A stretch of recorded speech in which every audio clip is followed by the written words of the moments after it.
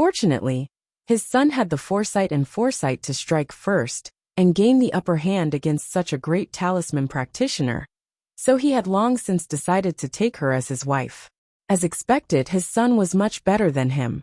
Just his taste in picking a wife couldn't be mentioned in the same breath as his father's. Arbor glanced at the great king, who was grinning like the skin of an orange, with a stoic expression. Chapter 3466. The little stoic said expressionlessly, "Great king, this is the key to opening the great astrolabe formation. You can open and close it at will by dripping a drop of blood.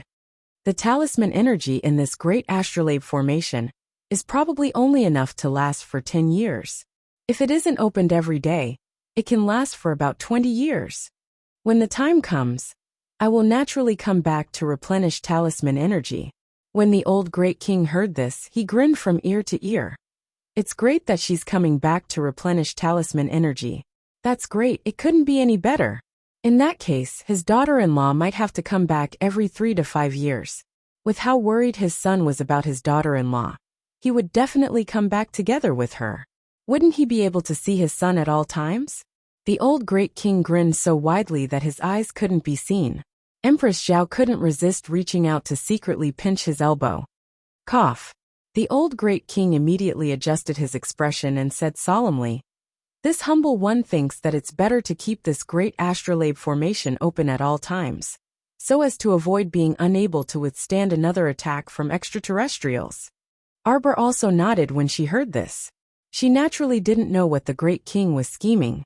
She only felt that the great king might have been frightened by this incident. It was fine to keep it open at all times. At worst, she could just come back every 3 to 5 years to replenish talisman energy. There were naturally benefits to keeping the great astrolabe formation open at all times.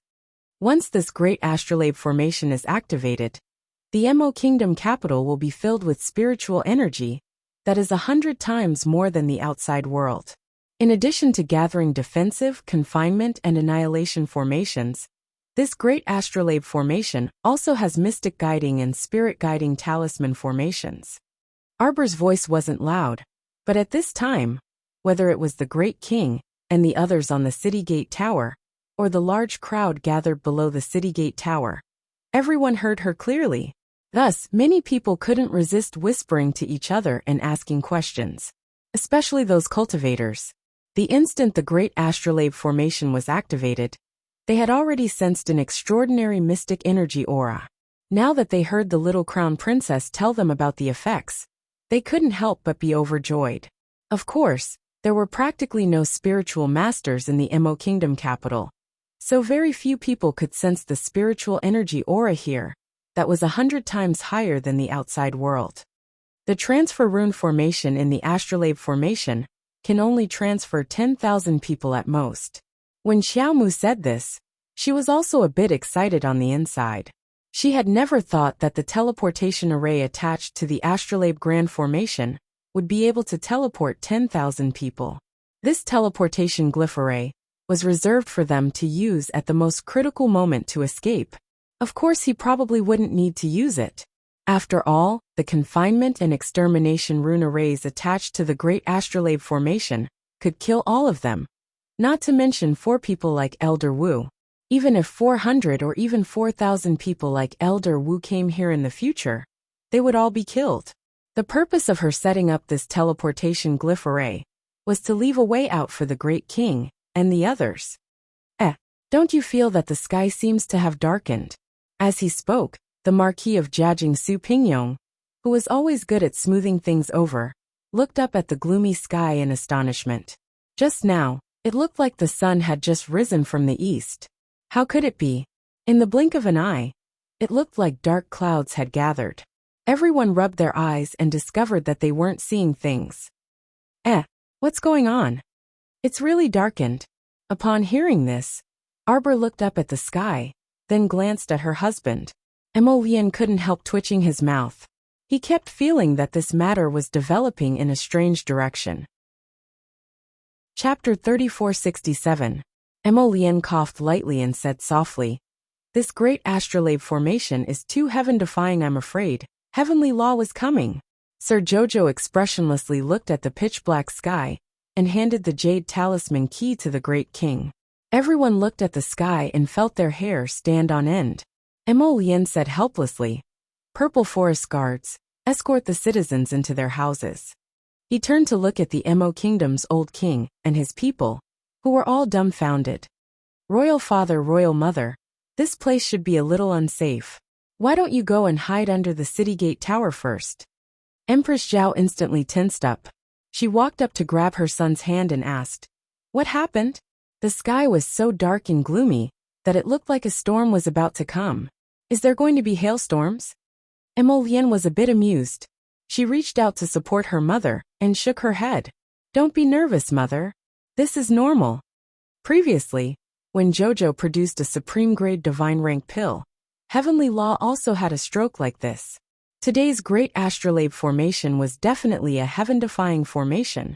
How could such a top-notch talisman formation appear in a tiny lower star domain? Arbor was still expressionless.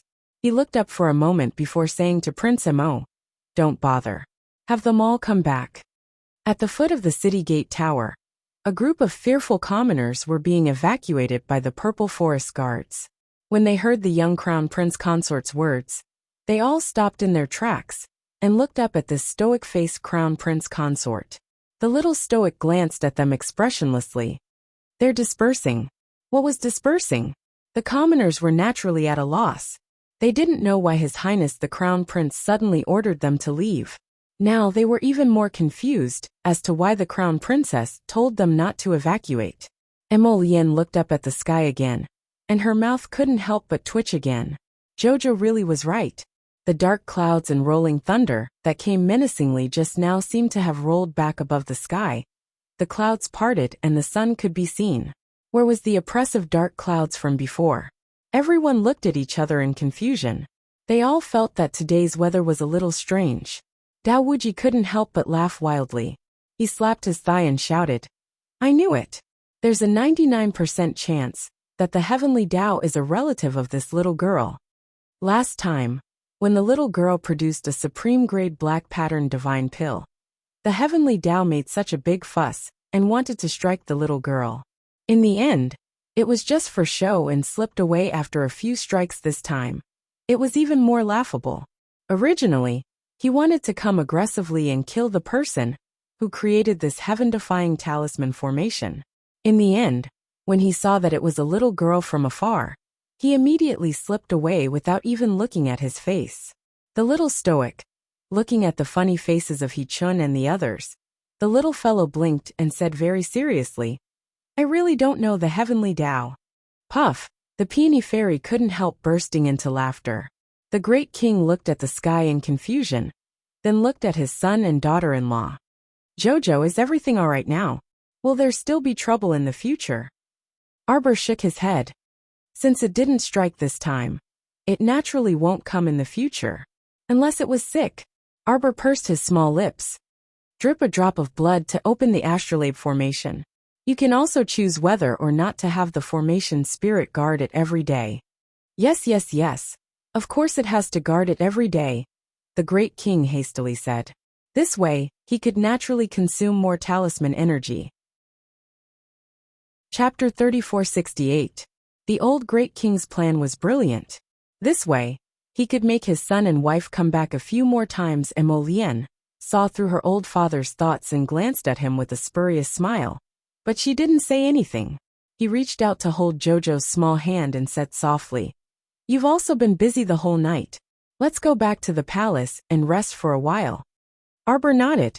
After the two left, the excited commoners on the streets still couldn't resist discussing this matter in high spirits.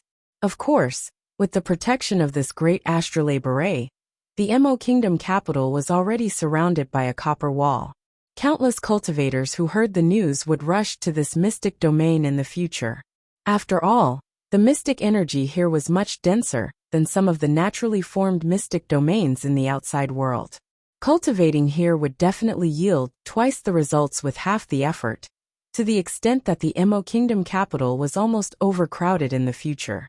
The old great king could only issue a decree to raise the entry requirements. Only those who met the requirements could enter the city after registering their cultivation. These were all for later. After resting for the whole afternoon, Arbor returned to the Qiao family in the evening. At this time, the Qiao family's courtyard was already undergoing orderly restoration work. Holding her husband's hand, Arbor entered the main hall with the family and sat down to talk for a while. The way they spoke was basically Wei Ziqin, Madame Ne Run, and Xiao Yao chattering away, while the little crown princess listened from the side occasionally. She would interject, but after a few sentences, she would look up at her husband and ask him to add on. Emo Lien was secretly amused and couldn't resist saying, "Father, mother, second uncle, second aunt. Jojo means to bring everyone to the divine land this time. We'll let you all settle down in the divine land in the future." In Dragonflame City, Jojo is now a rich woman and has purchased many properties. When the time comes, you can live wherever you want. When Xiao Sun heard that they were going to the divine land to play, he was the first to jump up and raise both hands and feet in agreement. Okay. Father, mother, second uncle. Let's go to Shinjo with sister. You only know how to play every day. Wei Ziqin poked Xiao Sun's little head with her finger. Then he looked at Arbor hesitantly and said, "Jojo, if we follow you to China, will we be a burden to you in the future?" This was the last thing Wei Ziqin wanted to see. Today, because they were too weak, they almost became a burden to Jojo and his son-in-law. Jojo hopped off his stool and walked over to Wei Ziqin.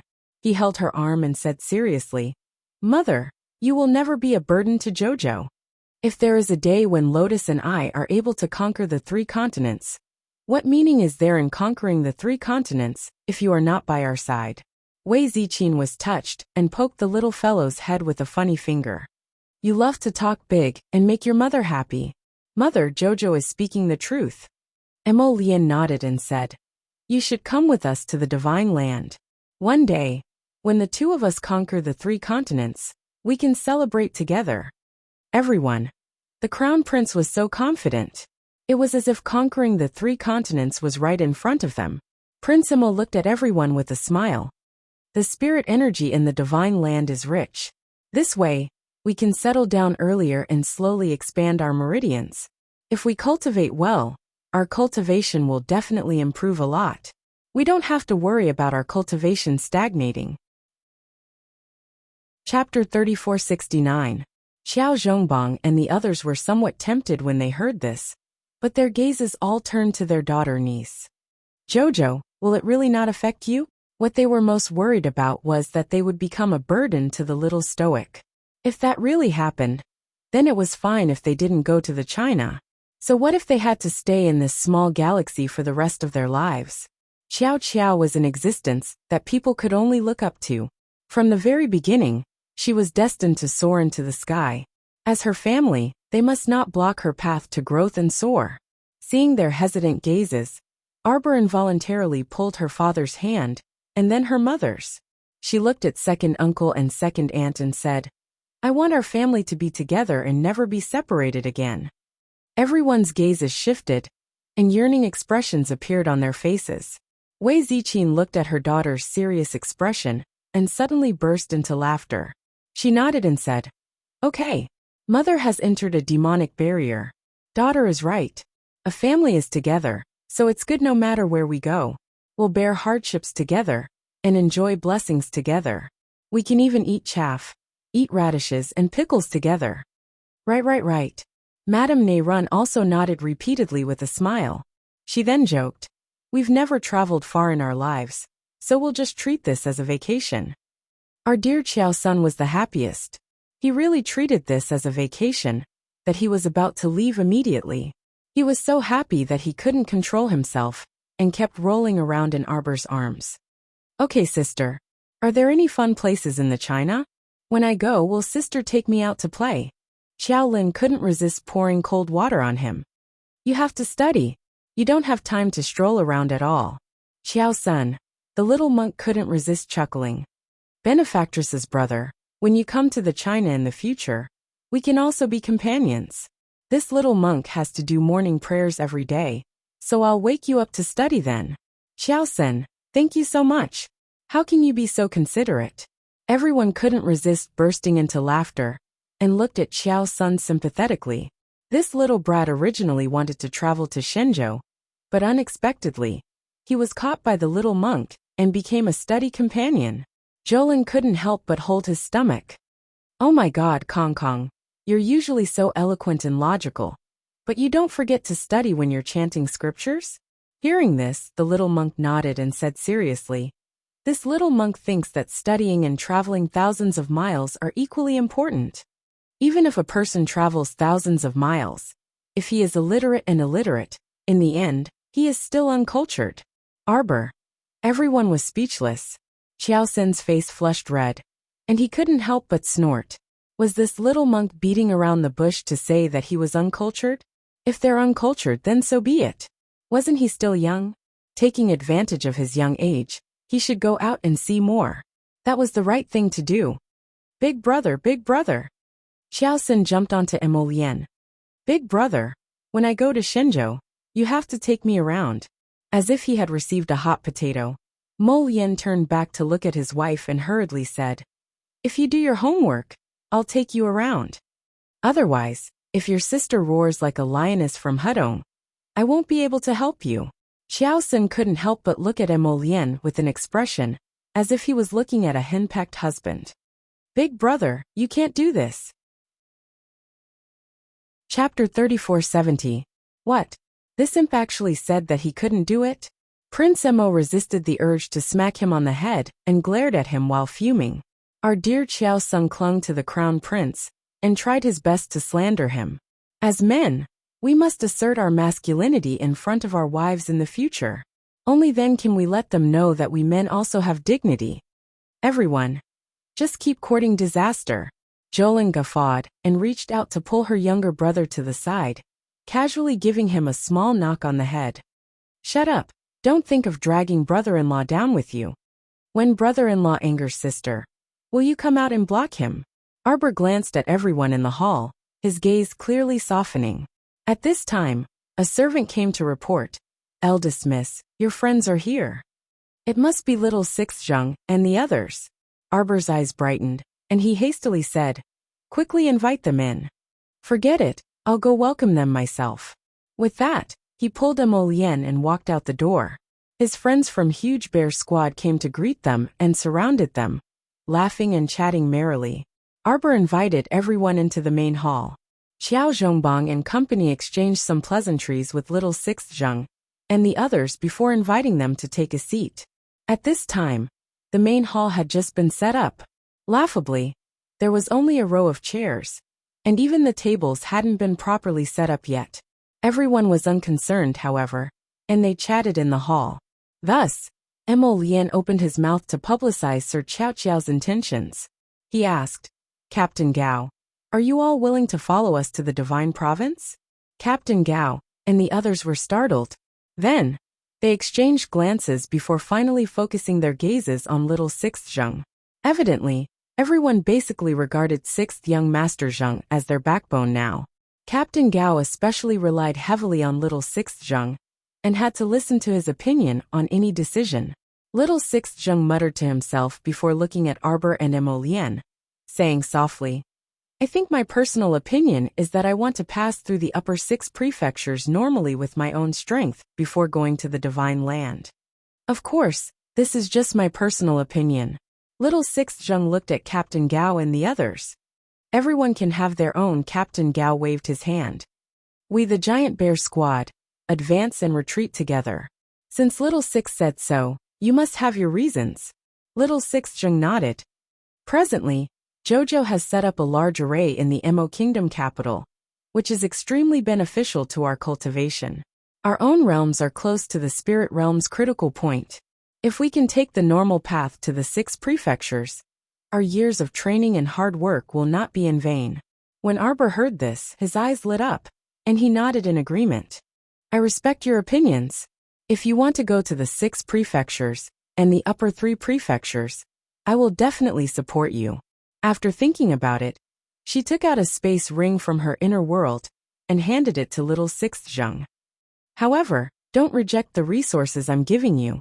Captain Gao and Hua Gu exchanged glances. The cheerful Hua Gu laughed heartily and patted little Six Zheng's shoulder. Since it's Jojo's kind intentions, we won't refuse. Besides, we just happen to need these resources. With these, we can better catch up to our companions. And we won't be left far behind by Jojo. Everyone guffawed and nodded repeatedly. Little Six Zheng also smiled when he heard this. And he silently accepted the space ring that Xiao Mu gave him, firmly engraving this favor in his heart. Chapter 3471. Captain Gao, we're on the same team. Since I've gone to Shenzhou before you, I'll naturally wait for you in Shenzhou with peace of mind. I believe that with your strength, you'll definitely be able to meet me in Shenzhou in the future. Even if it took 3 to 5 years, or even longer, as long as it was the Giant Bear Squad's choice, she would unconditionally support it. This was the trust and friendship between friends. Pure friendship was just that simple. Sister Gu was so moved that she jumped up and went forward to hug Arbor. She choked with sobs and said, "Jojo will miss you." Arbor reached out and patted her back. Looking at the little girl with a slightly dark face, he nodded and said, "Let's meet again in Shenzhou.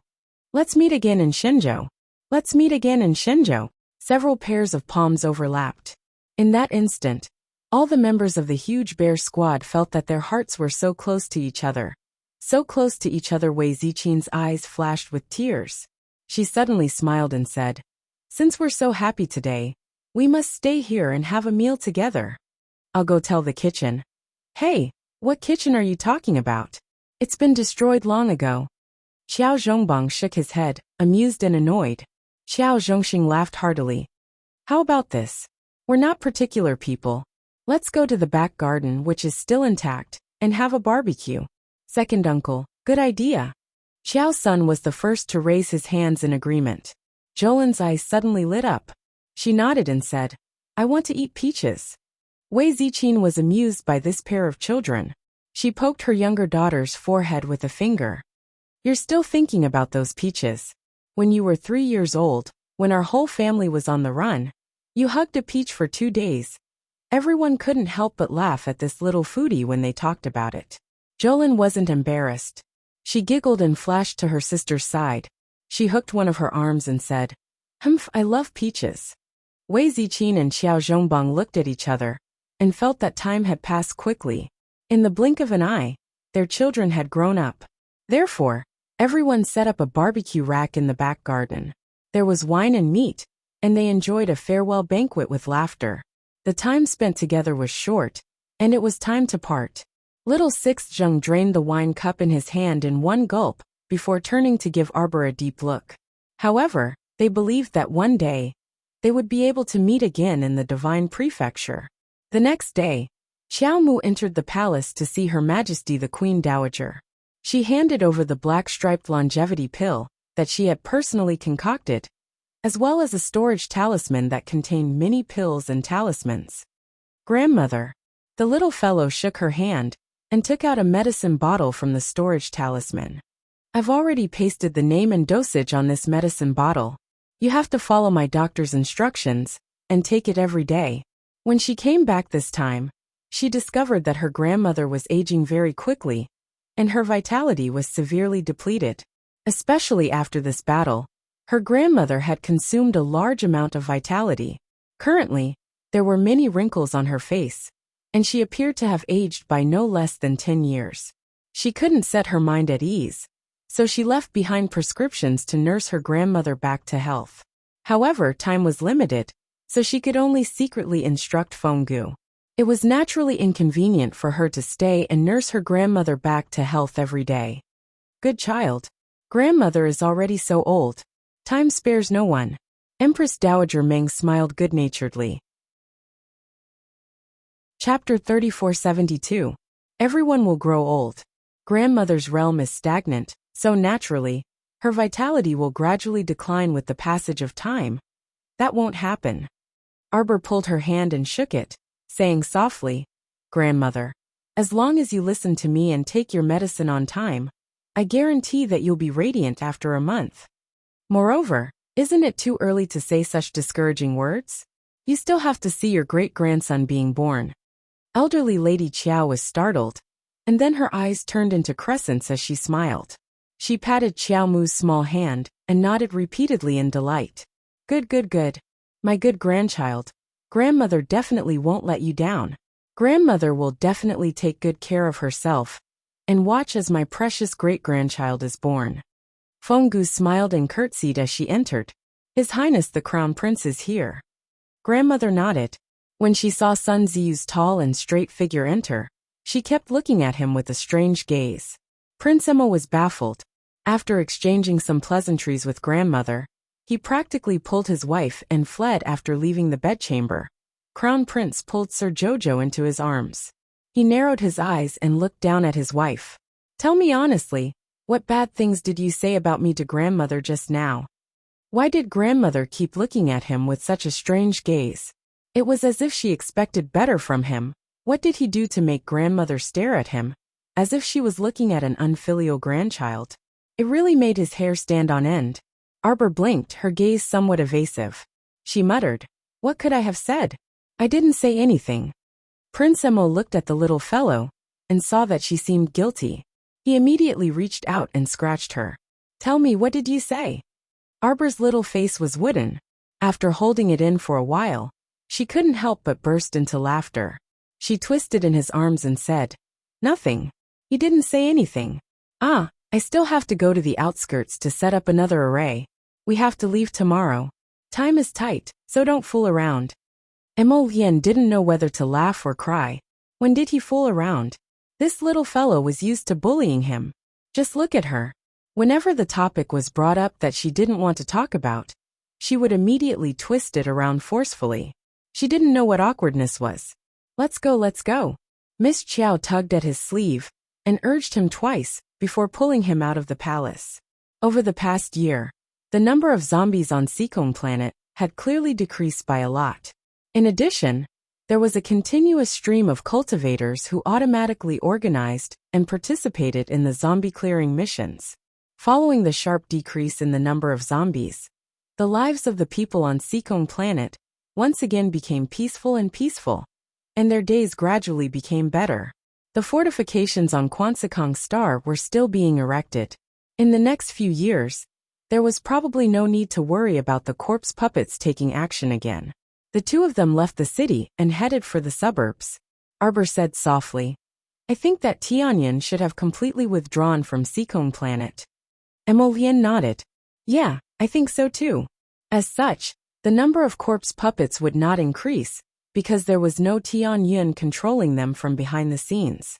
The days on Seacombe Planet will also become better in the future, and Xiaoyu won't be under so much pressure in the future. Thinking of her increasingly mature and steady 12th brother, a trace of joy also appeared on Emolien's face. Yeah, as expected of the younger brother he valued, he was becoming more and more thorough in handling matters now. This time, he also displayed his strength and tenacity when fighting against the group of bandits from the Divine Continent. Chapter 3473. Although Emolien was quite satisfied with her younger brother, she still muttered, We have to let him continue to gain experience. Hearing this, Arbor nodded thoughtfully. Xiaoyu is already so outstanding, but you're still not satisfied with him. It seems that I've been too lenient with Xiao Sun. Emolien. Xiao Sun, I can't help you anymore. Emolien didn't expect that he would associate this with Xiao Sun, so he could only silently shed tears of sympathy for his younger brother. He casually said, When we go to the Divine Province, Xiao Sun will have a chance to stay by our side. At that time, we can properly train him and grind down his temper. Arbor felt that Emolien's words made a lot of sense, so he nodded and said, Okay. Everything could wait until they returned to the Divine Land. The most important thing now is to fix all the nearby arrays. I've left a few sets of protective array glyphs. When the time comes, I'll ask the Great King to send them to the Southern Shao Kingdom, Southern Bailey, and Northern Wei. Emolien naturally agreed with a smile. The special passageways were basically in the capitals of these big countries. As long as these places were protected, it would be even more difficult for people from the 3 states to come again. They had to guard against the wrath of the Heavenly Tao and break Jojo's attack and defense arrays. After suffering a few setbacks, they probably would not dare to cause trouble again. Moreover, when they returned, this matter would not be settled peacefully. They had to continue to punish some people as a warning to others. They had to let them act out and make them scared. Only then would they know how precious life was, and that they should cherish the good times. Have the jade stones found in the Panga clan started to be polished into jade pieces? Arbor asked curiously. At this moment, she had used dozens of jade array glyphs, so the blank jade pieces in her hands were basically empty. She switched to using ebony pieces. It's already started. When we return to Dragonflame City, those jade pieces will probably be handed over to you. We can probably hand over 100,000 pieces first. This should be enough for a while. Those jade stones can continue to be produced and polished. It's not far from 1,000,000 jade pieces. Okay. Xiaomu happily nodded her small head upon hearing this. Without these blank jade slips, she couldn't draw talismans anytime and anywhere. She was really not used to it. Li Yao did not expect that the jade of the Panga clan could be polished into 1,000,000 blank jade pieces. That was not bad at all. Leaving aside the soul-gathering bell and the wealth that Jing Ting had left behind, the jade alone was enough to make the battle against the Panga clan worthwhile. After the two of them finished setting up the array formation in the outskirts, they strolled around the vicinity. After making sure that there was nothing out of the ordinary in the surroundings, they returned to the city. Arbor returned to the Qiao family, intending to bring his family to the palace for a gathering. The Empress Dowager's body was getting better, and the crisis was gone. The great king was overjoyed and decided to hold a banquet that night. He invited all the officials of the third rank and above to the palace to celebrate. Therefore, after Arbor and the Crown Prince finished setting up the talisman array outside the city, they went back to the city to pick up the Qiao family. Unexpectedly, when they arrived at the Qiao family, they saw a group of servants in gray servant uniforms fighting with several servants of the Qiao family outside the door. His father, Qiao Zhongbang, and his mother Wei Ziqin were standing in front of the door with ugly expressions. A few familiar-looking men and women were standing in front of them, and they were arguing with them. Arbor immediately frowned and scolded with a displeased expression. He walked out of the carriage step by step. Emma Lien narrowed her eyes and coldly stared at the group of people who were making trouble in front of the Qiao family's door. Chapter 3474. Eldest Miss, Eldest Miss. When the Qiao family servants saw that their powerful eldest miss had returned, they all seemed to have been injected with chicken blood, their spirits roused. Arbor carefully looked at the people who were quarreling with his parents. He felt that their faces were somewhat familiar, but for a moment, he could not remember who they were. At this moment, Cousin Pu Rulin quickly walked out and gracefully bowed. Greetings to your highness the Crown Prince, Crown Princess. Arbor hurriedly helped her up. Cousin need not be so courteous. He then turned to look at the quarreling people, and suddenly had a flash of inspiration. That Zhou Yuan from the Zhou family? Wasn't this Cousin Pu Rulin's ex-husband? That Zhou Yuan who had kicked up a fuss about demoting his wife to a concubine for the sake of riches and honor? Cousin had already divorced this person, so why was he here to kick up a fuss? Pu Rulin nodded and coldly glanced at Zhou Yuan and his people who were kicking up a fuss in front of the Qiao family's entrance. Zhou Yuan's mother, that woman with a head full of pearls and jade, and as fat as a pig, was shouting at the top of her lungs. If not for the disaster your Qiao family caused, how could our family be implicated? Right now, our family's old master has been beaten to death, and our family's wealth has been completely stolen. I don't care. You should compensate our Zhou family, you must compensate. Didn't you hook up with the richest family, the Gao family? Do you even care about a trifling sum of money? Eldest Aunt Qiao Wenxiu angrily glared at Zhou Yuan's mother and sternly shouted, I advise you not to cause trouble here, or else you won't be able to clean up the mess. Alright, you want to use the Crown Princess to pressure people again. Zhou Yuan's mother was so anxious that her eyes turned red. Just as she was about to pounce, a black shadow flashed forward and grabbed the back of her neck by the clothes. The moment the purple forest guards acted, they immediately tidied up the quarreling people in front of the entrance and forced them to lie down. Zhou Yuan jumped in fright. When he turned around and saw the unhappy crown prince, he rolled his eyes and hurriedly said, "Your Highness Crown Prince, Crown Princess, it's not that we've come to disturb you on purpose. It's just that our family has been turned into a mess by those experts from the Divine Prefecture. Our days are really difficult to live on." Arbor coldly glanced at them. Then his gaze fell on Zhou Yuan's mother. At this moment, the old woman was still cursing incoherently, incessantly seeking death. Arbor lightly raised his hand. Immediately, 2 Violet Forest guards stepped forward and dragged Zhou Yuan's mother away.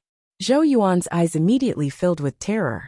He looked towards the cold-faced little crown princess and cried out in alarm. "Crown Princess, what are you doing?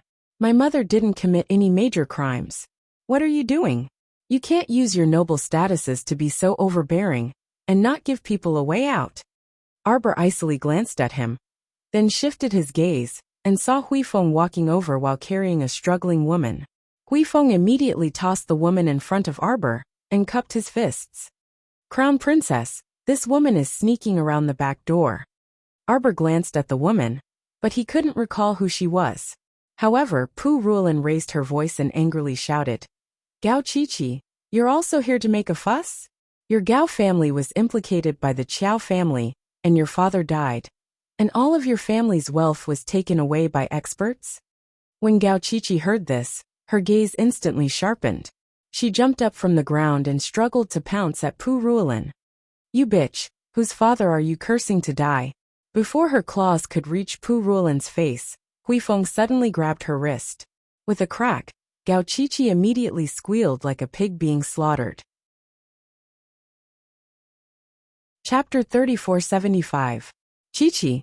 Zhou Yuan instantly became even more flustered.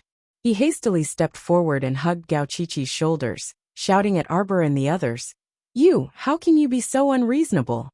Gao Qiqi clutched her broken arm, her eyes overflowing with tears as she unwillingly glared at Pu Ruolin. Originally, this woman wasn't even worth half a spirit coin in front of her. But now, because she had latched onto the Qiao family, latched onto the Crown Princess, and His Highness the Crown Prince, she actually dared to be so impudent in front of her. Pu Ruolin was too lazy to speak with her. She only glanced at her mockingly before walking to her mother, Xiao Wenxiu's side. Zhou Yuan looked at his ex-wife, unable to vent his anger. Ever since they divorced, this ex-wife had become more and more outrageous. Now, she actually dared to treat her mother-in-law and husband with cold eyes. She simply didn't know what she was talking about. Arbor coldly swept a glance over them. "Do you want to confess yourself? Or does this crown princess use special methods to make you confess?"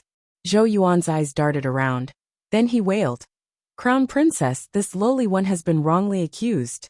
This lowly one really can't continue living at home. So this lowly one thought of borrowing some spirit coins from Ruolin to get by." Pu Ruolin coldly interrupted him. "Do you think everyone is a fool? Didn't you all gather at the front door to make a fuss with uncle and aunt, so that slut Gao Qiqi could sneak into the Qiao family from the back door? Little bastard, hurry up and tell us what you came here for." Xiao Wenxiu was so angry that her face was ashen. Today, mother and daughter were brought here by the Qiao family to discuss matters. Her older brother, Qiao Zhongbang, mentioned that after they moved out of Sikong Planet, they would be allowed to live in the Marquis of Jiyuan's estate. He said that he had already left enough money for them. In addition to the monthly salary that the imperial court would still give them, this amount of spirit coins was enough for them to live on. They didn't even need to dismiss the servants at home, so they just needed to live a good life. Xiao Wenxiu and Pu Ruolin were currently greeting Qiao Zhongbang and his family with faces full of gratitude. Unexpectedly, that little bastard from the Garden of Zhou had brought his mother and company over to cause a ruckus. He even insisted that it was the Qiao family's fault for harming his father's life. What a joke! When the cultivators from the Divine Prefecture attacked, you didn't hide at home. You were caught and lost your life. How is it the Qiao family's fault? The Qiao family is also a victim, okay? Their house hadn't been fully repaired yet. The Gao family is a rich and powerful family, and there are times when you don't have any spirit coins to spend. Then, she turned to look at Gao Qiqi and said with a cold smile, "Could it be that the family has really declined because of the death of their father?" Bah, you bitch. What nonsense are you talking about?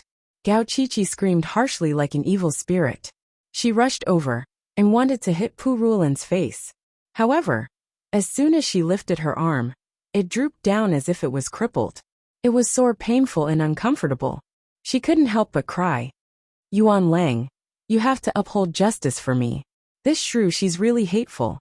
Just as Zhou Yuan was about to explode, he saw Arbor raise his eyes slightly. Without another word, a purple forest guard beside him slapped him across the face. With this slap, Zhou Yuan lost 2 of his teeth. His face instantly burned with pain, and he felt like his tongue was about to be tied up when he spoke. Arbor looked at them with an icy gaze. Dictum talisman. To deal with this kind of petty person who couldn't even reach the profound realm, there was no need for a dictum talisman made from jade talismans. Chapter 3476. It was the lowest grade paper talisman. A blue talisman was enough to make them confess honestly. Speak clearly, Arbor said coldly. Who ordered you to come here and cause trouble?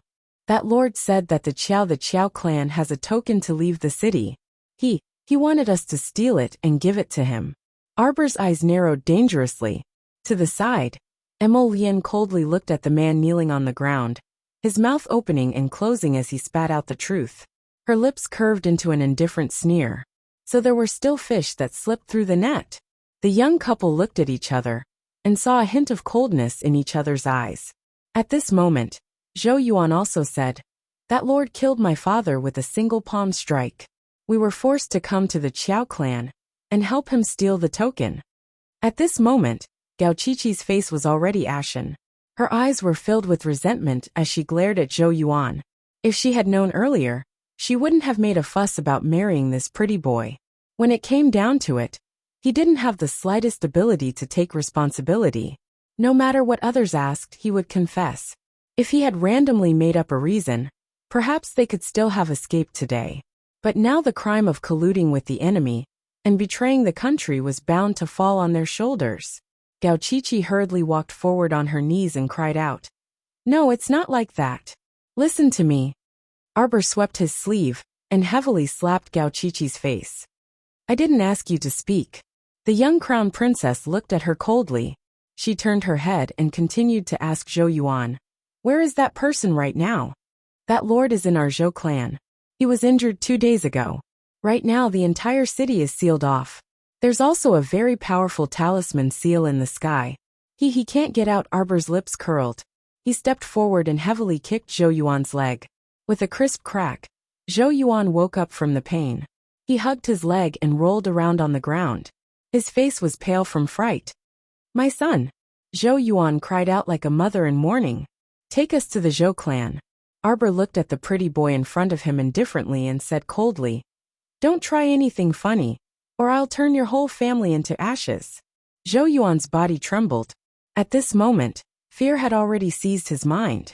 He didn't expect that he would be caught red-handed, just because he thought of a way to steal a pass token.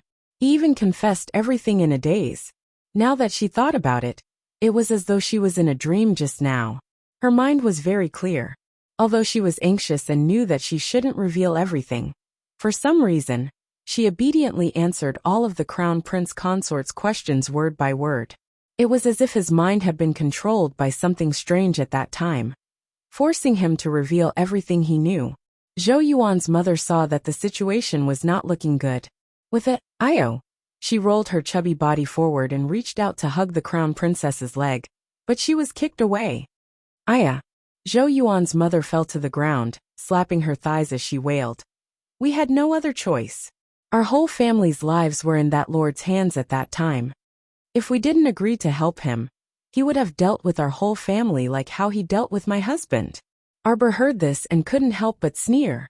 Heh, they sounded really pitiful, but just now, their faces were really ugly to the extreme. Chapter 3477. When he thought of how Zhou Yuan's family actually harbored such vile intentions, an indescribable anger arose in Arbor's heart. Take them away. Emolian couldn't be bothered to waste words with them. She directly waved her hand and had the purple forest guards lift this group of people up. Wei Feng chuckled as he lifted Zhou Yuan and swayed his body. He then reached out to caress Zhou Yuan's dog head. Young Master Zhou, I advise you to obediently lead the way and not play any tricks. Be careful of your dog life. Zhou Yuan couldn't help but shudder in fright, and he hastily said, No, I won't play any tricks, why yes. He was nearly scared out of his wits, so how could he dare to play any tricks now? Moreover, the purpose of his family's visit had already been completely exposed. Even if he stiffened his neck and refused to admit it, it would be of no avail. Others had already seen through them long ago. The group majestically arrived at the entrance of the Zhou residence, naturally attracting the attention of many people along the way. Those who were curious followed along, causing the group to grow larger and larger. Mo Lian and the others had just arrived at the entrance of the Zhou residence when they heard a loud noise coming from inside. The two vermilion doors suddenly fell down. Everyone focused their eyes and immediately saw a man with round, tiger-like eyes quickly walking out with a woman by the neck. His fierce-looking face was filled with malevolence. Don't come over, the man sternly said. He tightened his grip around the delicate woman's neck. If you come over, I'll kill her. Sister, Zhou Yuan cried out in alarm. Zhou Yuan's mother's eyes were also about to pop out as she repeatedly yelled, Damned bastard, hurry and save my daughter. Daughter, don't be afraid, mother is coming. Sir, let go of my daughter, let go of her. She was about to pounce forward as she spoke, but the man tightened his grip around the woman's neck. If you come any closer, I'll strangle her to death. When Zhou Yuan's mother saw that the whites of her daughter's eyes were about to pop out, she didn't dare to go forward, and repeatedly waved her hands to beg for mercy. Sir, please spare my daughter. Sir, I won't come over. Please have mercy on me, please have mercy on me. Pu Rulan could not help but frown when she saw this. His sister-in-law had actually fallen into the hands of that thief. Her sister-in-law usually had a gentle personality, and did everything in a gentle and weak manner. Although she did not have much of an opinion of her own, she had always been led by the nose by Zhou Yuan's mother. However, she was very kind-hearted. It was rare that she was the only good bamboo shoot in the Zhou family's nest of bad bamboo shoots. Previously, when she and her mother, Qiao Wenxiu, were imprisoned in the woodshed in the garden of Zhou, it was also thanks to this sister-in-law that they did not starve to death. Now that she saw her sister-in-law fall into the enemy's hands, her heart couldn't help but pound, and she hurriedly turned to look at her stoic-faced younger cousin. Arbor frowned and said coldly, You can't run away. Let go of your hostage and kneel down. At this moment, the people walking up and down the street had also noticed the black-clothed man holding the weak woman by the neck at the gate of the garden of Zhou. Looking at his attire, everyone couldn't help but jump in fright. Although they were somewhat afraid, as they fled far away, they could not help but secretly hide in a corner and size up the black-clothed man. In any case, with His Highness the Crown Prince here, nothing major would happen. They could just hide far away and watch. This was what the Crown Prince's diehard fans thought in their hearts. Chapter 3478. Arbor coldly gazed at that black-clothed man, his voice icy as he said, Still not surrendering? That man instantly became anxious and hastily clutched the woman's throat, shouting harshly, I want you to immediately let me out of the city. Let me out of the city. What kind of joke was this? He barely managed to keep his life, so of course he had to return alive. He didn't believe that His Highness the Crown Prince, the Crown Princess, would disregard the lives of her subjects and disregard the lives of others. As long as he gambled correctly, he could survive this time. The black-clothed man hastily said and clutched that delicate woman's neck, retreating several steps. You won't let me go? Then I'll kill her immediately. Go ahead and kill her. Arbor sneered, his eyes as chilling as ice pearls, causing people to involuntarily be alarmed. It's her honor to be able to sacrifice herself for our Mo kingdom.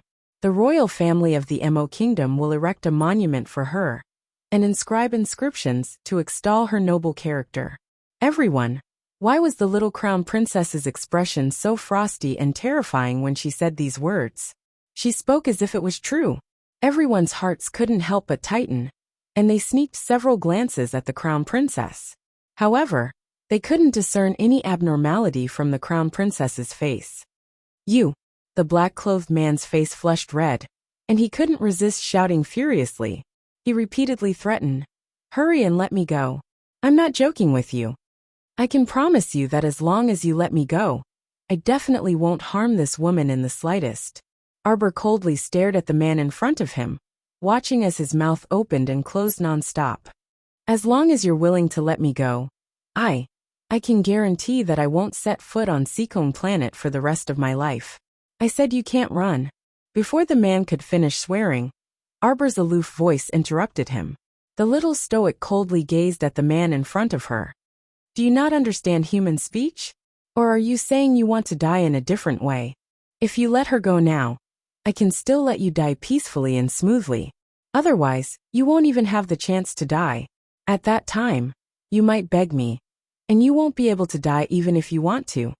Arbor's cold gaze fell on the man. His voice was calm and indifferent as usual. "Don't blame me for not warning you beforehand."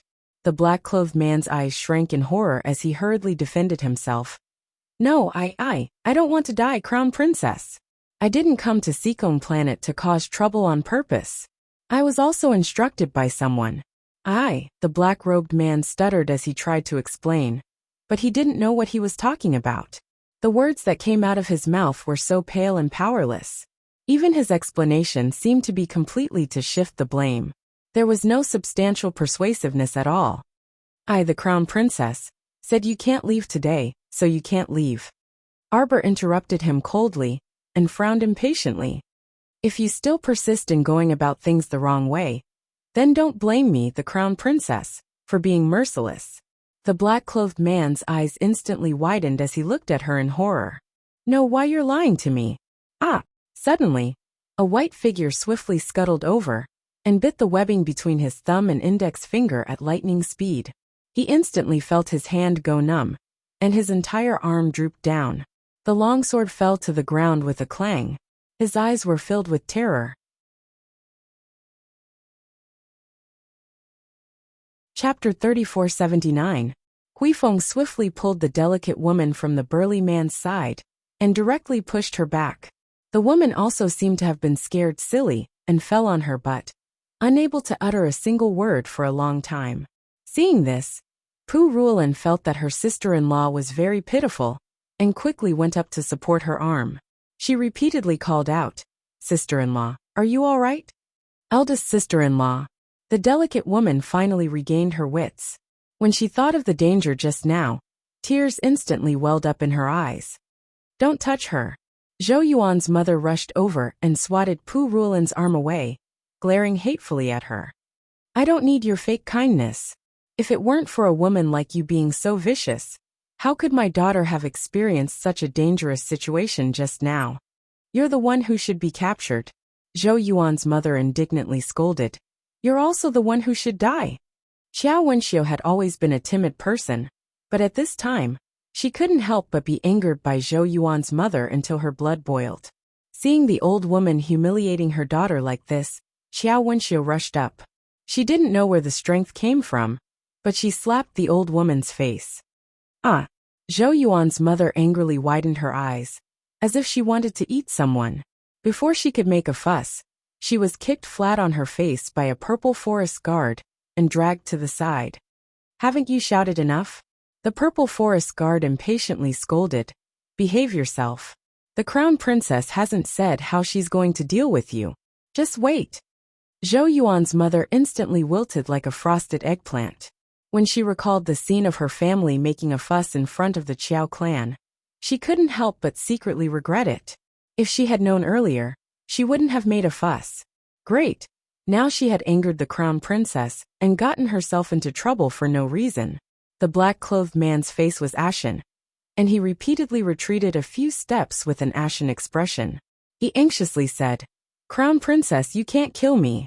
I'm from the Shi clan, the Shi clan of the 6 great patrician families. Our Shi clan's smelting skills are unparalleled in the world." The man took a step back, and his gaze followed the sword pointed at his throat. He only saw the little girl's pair of cold and lonely eyes looking at him emotionlessly. "The Shi family?" she said coldly. When I return to the divine prefecture, the Shire family will have to pay the price. What 6 great aristocratic families, or 8 great aristocratic families? Do you think you can get away unscathed after touching my family? What a joke. The man panicked and waved his hands as he shouted, "You can't kill me. You can't kill me." Arbor smirked and sneered. "I know you want to die in a different way." Chirp, chirp.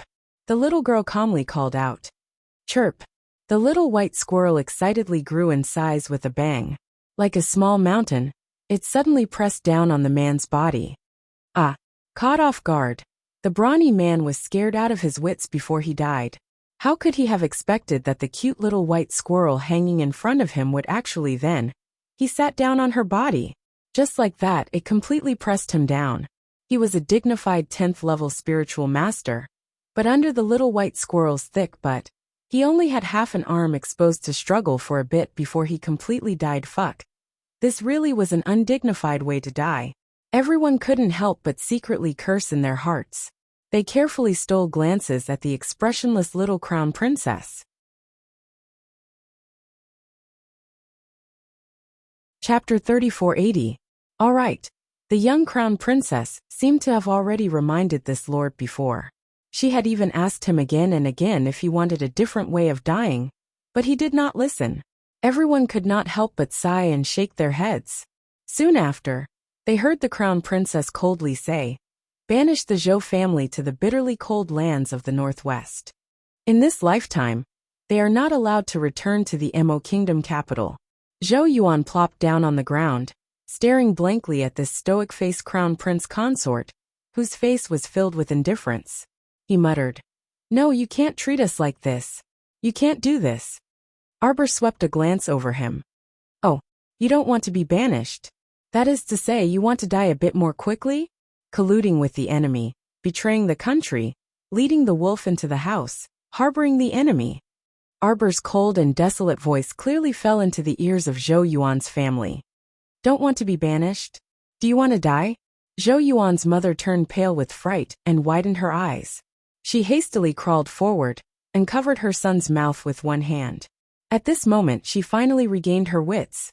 Just how stupid of a thing had she done before?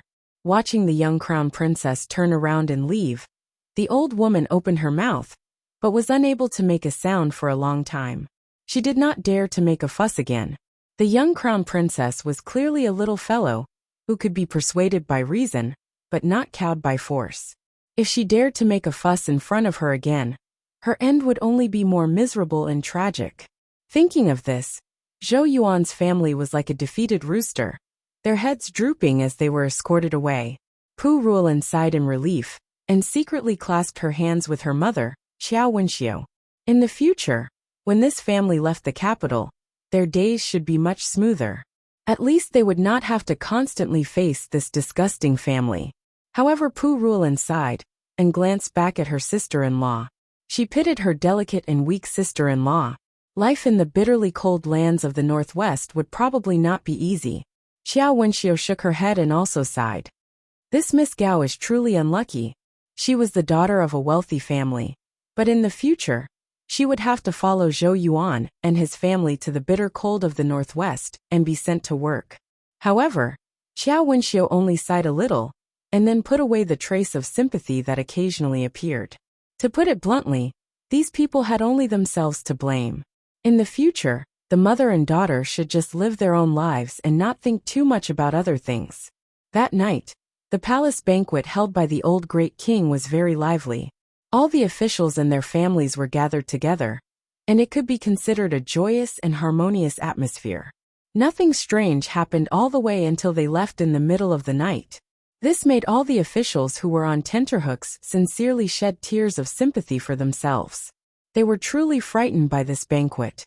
He still remembered that every time the great king held a banquet, there would always be all kinds of situations.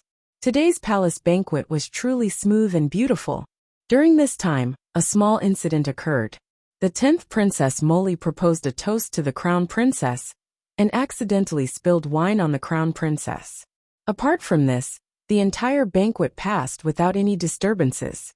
It was so peaceful that these officials did not dare to believe their eyes. After the banquet, Arbor and the Crown Prince led the Qiao family back to the Eastern Palace. Along the way, he saw Emolian frown. Arbor could not help but glance at her curiously. "Why are you always frowning? Today, Molly proposed a toast to you, and intentionally spilled wine on you."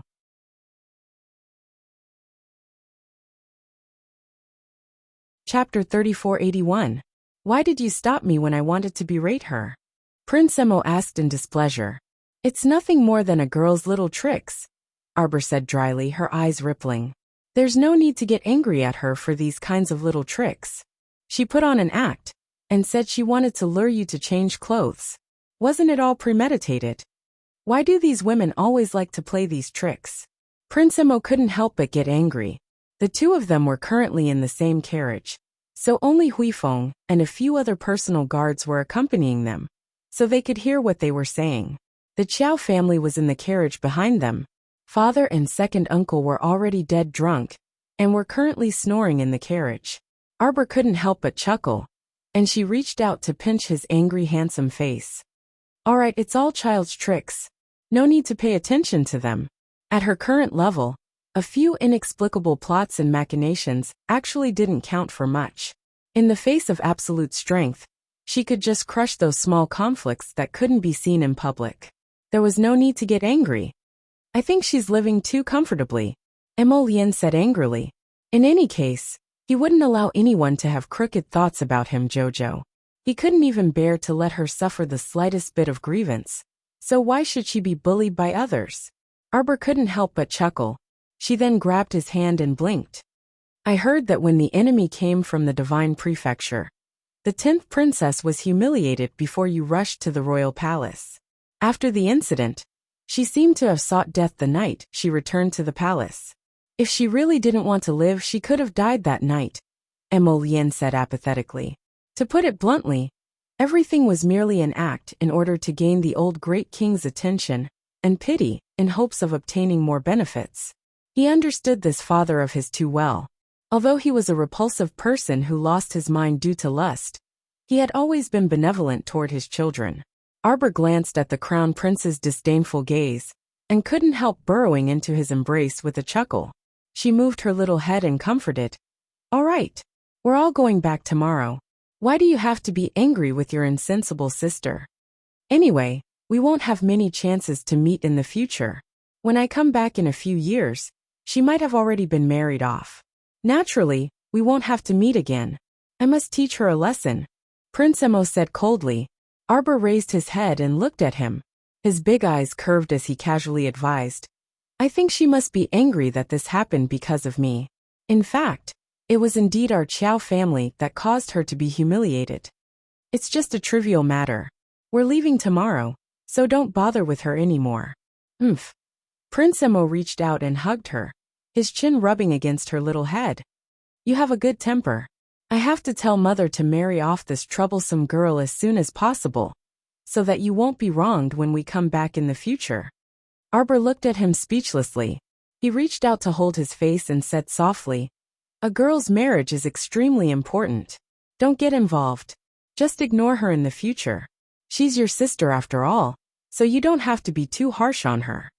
Emolian's eyes brightened.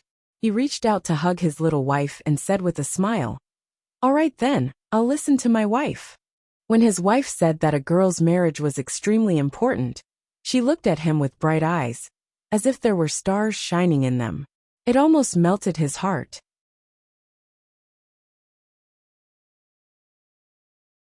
Chapter 3482. After returning to the Eastern Palace that night, Arbor asked Emolian to set up a defensive barrier and sent his family members directly into Paradise Planet. After helping her father and second uncle sober up, Xiao Mu led her joyous family members on a tour around Paradise Planet. Then, he took some time to chat with senior sister Su Shanshan, before instructing her to take her medicine and go to bed quickly. Early the next morning, Arbor and Emolian bade farewell to the Empress Dowager, the Great King, Empress Zhao, and the others and left Seacombe Planet. This trip to and fro between Seacombe Planet and the Divine Continent, riding the crimson firmament blue waves, was simply a walk in the park.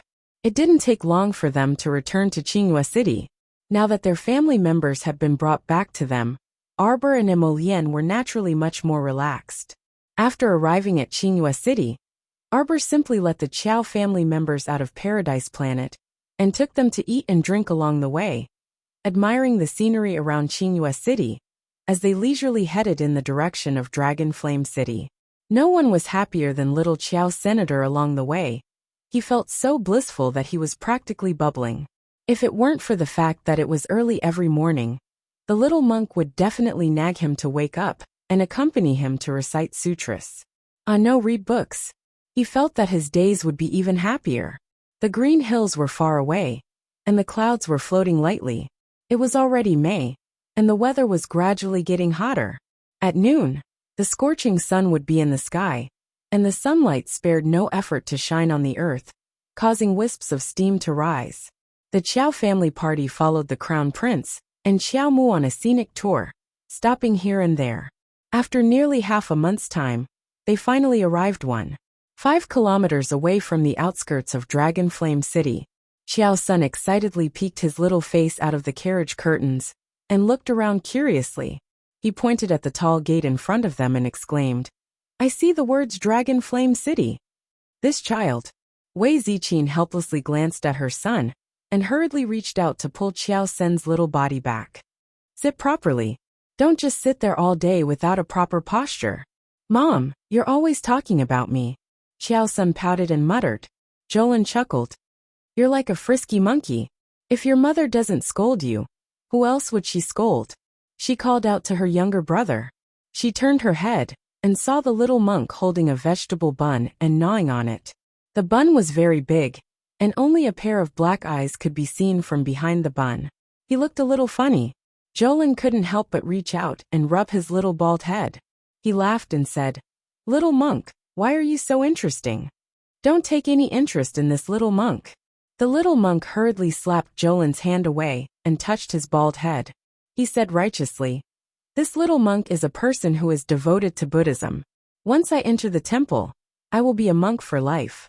His hand that was holding the vegetable buns was still stained with a lot of grease.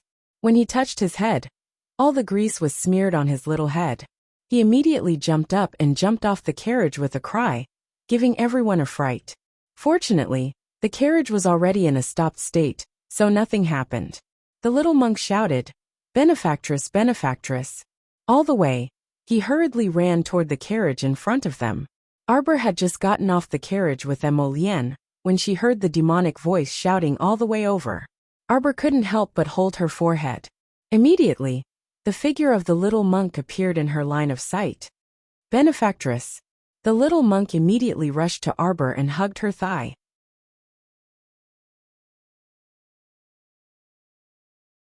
Chapter 3483. The little fellow called out, "Female benefactor, female benefactor. This little monk's head is oily. It's uncomfortable." Arbor was speechless. Emolien snickered and pulled that little monk down from Qiao Qiao's lap. He swayed the little monk in his hand as he asked with a spurious smile, "Benefactress's husband will help you wipe your head?" "No." The little monk immediately rejected her without giving her any face. "I want female benefactor." As they spoke, the city gates suddenly opened, and a troop of cavalry rushed out. The leader was a young general dressed in battle armor. His expression was solemn and stern. Hundreds of cavalry quickly arrived beside the group. The leading general hurriedly pulled on the reins and jumped off his horse. He strode forward and cupped his hands in greeting. "This general, Zhongli Ping, greets Crown Prince and Crown Princess." Prince Emo looked deeply at the young general in front of him and nodded. "Where did little General Zhongli go?" "In reply to your highness." Zhongli Ping said very respectfully, "This general is following His Majesty's orders to go to the 10-mile slope to receive a divine pill refiner." Upon hearing this, Qiao Mu sized him up. "Zhongli Ping? Great General Zhongli's son?" Previously, at grandfather's banquet, this great General Zhongli was clearly forced by the Crown Prince to go to His Majesty and hand over his resignation letter. Why was his son still working for His Majesty in the imperial court?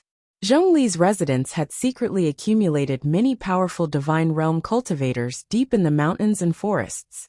How could His Majesty tolerate such a person with ulterior motives? Impossible. Then what was the reason that Zhong Liping was still in the imperial court?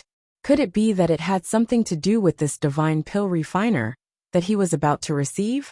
Emo Lien gazed deeply at Zhong Liping, inwardly admiring this Zhong Liping's current tranquil appearance.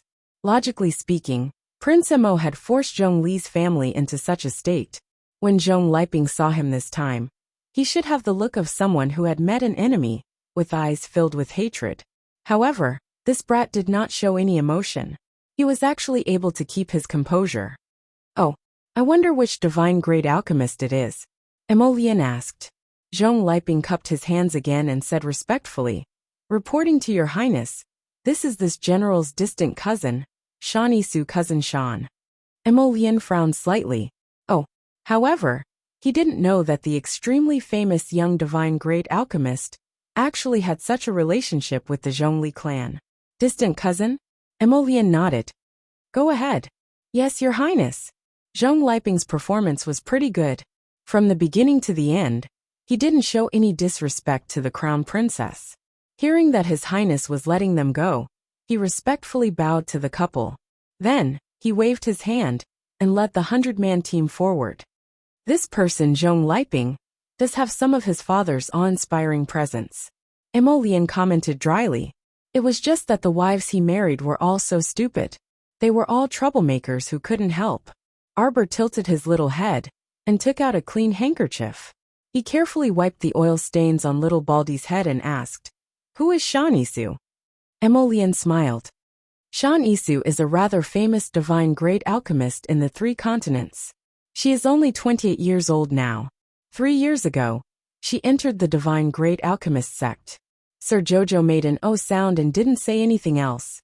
Emo Lien lowered his head to look at his little emperor and pulled her into his embrace.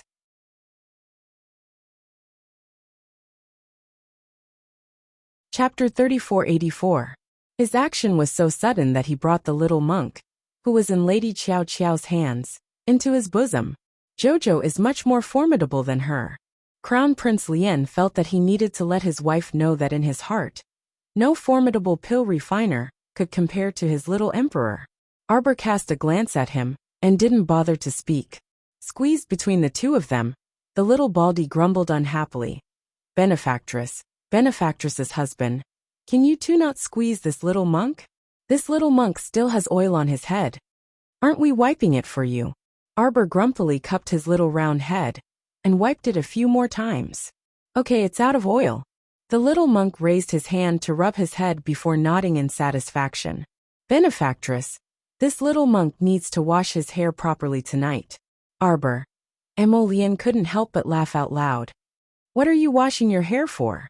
With your bald head and photon brain, you just need to wipe it with a rag every day." Sir Jojo pursed his lips in amusement. He reached out to pick up the little monk, whose face was puffed up like a bun, and quickly walked to the side of the carriage before jumping onto it. The group successfully passed through Dragonflame City's checkpoint. Arbor took her parents and family to a garden-style residence on Changle North Street. This residence was one of the 5 properties she had won from Mu Rochuan during her grandfather's birthday banquet. It was a space ring she had won from her. The space ring just happened to store some talisman puppets and elixir pills, which she handed to little Sixth Zheng and the huge bear squad. This residence was just right for her parents and family to live in. It was also close to her Kaidai Pavilion and precious painting workshop. Changle Main Street was also a bustling area, where every inch of land was worth its weight in gold. Even this medium-sized garden-style residence located here was also worth a lot. The Qiao family's arrival was sudden. Fortunately, they had hired someone to clean this residence for a long time, so the environment was relatively clean. This residence was still smaller than the Marquis of Jiyuan's estate that they used to live in, but it was enough for a family to live in. The courtyard was also exquisitely renovated. There were pavilions, terraces, pavilions, and playhouses. The environment looked very comfortable and elegant.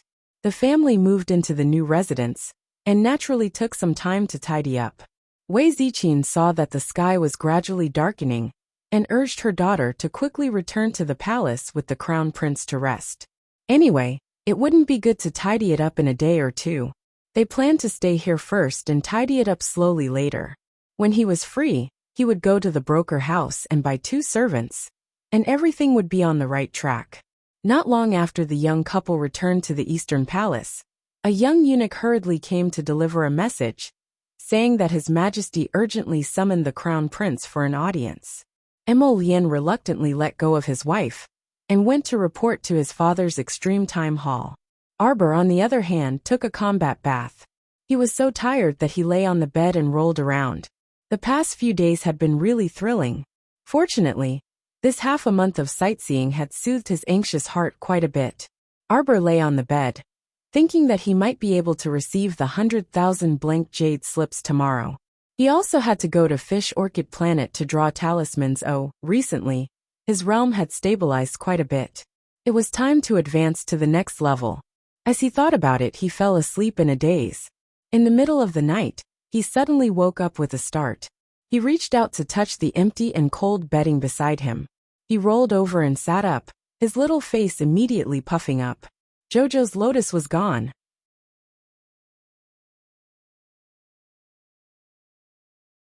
Chapter 3485. Sir Jojo jumped down and put on a coat. Kai Xiao, who heard the noise at the door, carefully pushed open the door and walked in. Arbor was stunned and casually asked, "Why aren't you sleeping?" Kai Xiao heaved a sigh of relief and hurriedly walked up and said in a low voice, "Crown Princess, why did you suddenly wake up?" "Lien is gone," Sir Jojo muttered unhappily. Kai Xiao couldn't help but pursed her lips and chuckled. "Crown Prince was called to the study by His Majesty. Crown Princess, have you forgotten? What time was it already?" There were so many things to discuss. Arbor's pair of round almond eyes couldn't help but slightly narrowed. "You're saying that after His Majesty called Crown Prince over, he didn't let him come back?" Kai Xiao coughed lightly. His Highness sent someone to pass the message back. But he saw that Crown Princess was asleep yesterday, so he didn't disturb you. Crown Prince was entrusted by His Majesty to go to the 10-mile slope to help little General Zhong Li pick up a divine-grade pill master. Arbor couldn't help but be startled, following which a trace of anger surged in her eyes. Pick up someone in the middle of the night?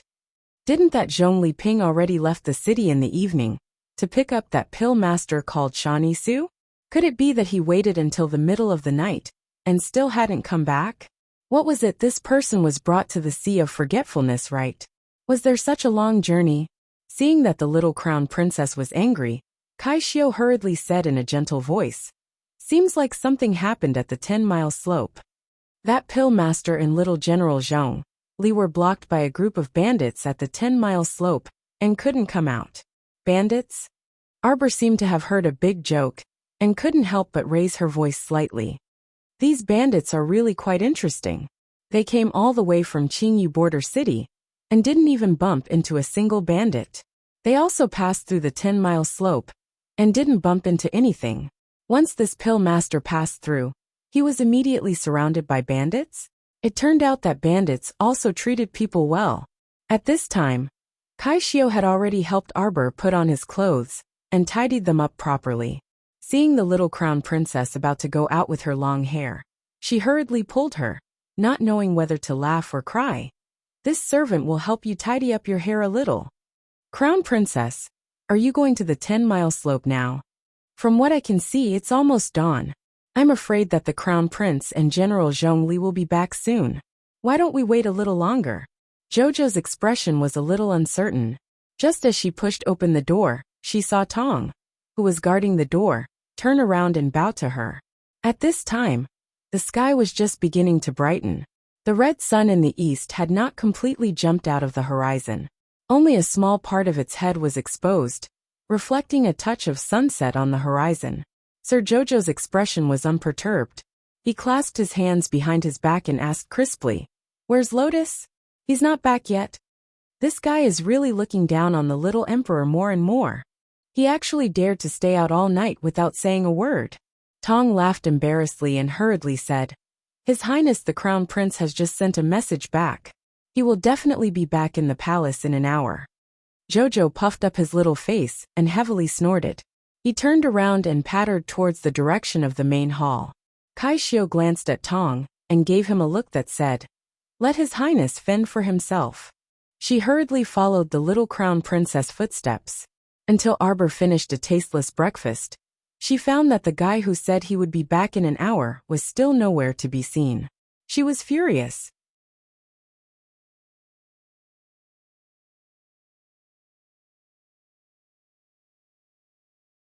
Chapter 3487. This fellow's heart was actually in a mess. He didn't know what exactly his wife was angry about, however. He had a strong desire to live. As long as his wife was angry, it was all his fault. Since he wanted to enter Paradise Planet, he had to admit his mistake to his wife. In the end, he summoned Little Tree, but there was no response. She started to panic a little. Oh no, his wife was really angry this time. She must have told Little Tree not to bring him into Paradise Planet. Emolien couldn't come up with a solution no matter how he thought about it, so he could only ruthlessly threaten the sapling. After coaxing and pestering for a long time, he finally entered. Just as he entered Paradise Planet, the venerable Peach Blossom Immortal's figure flashed, and he came to his side with a smile. He looked like he was watching a good show. "What's wrong? Did you make the little girl angry? Where's my Jojo?" "Huh?" The venerable Peach Blossom Immortal rolled his eyes. "Let me tell you, Jojo is really angry this time. You didn't come home last night. The situation is very serious."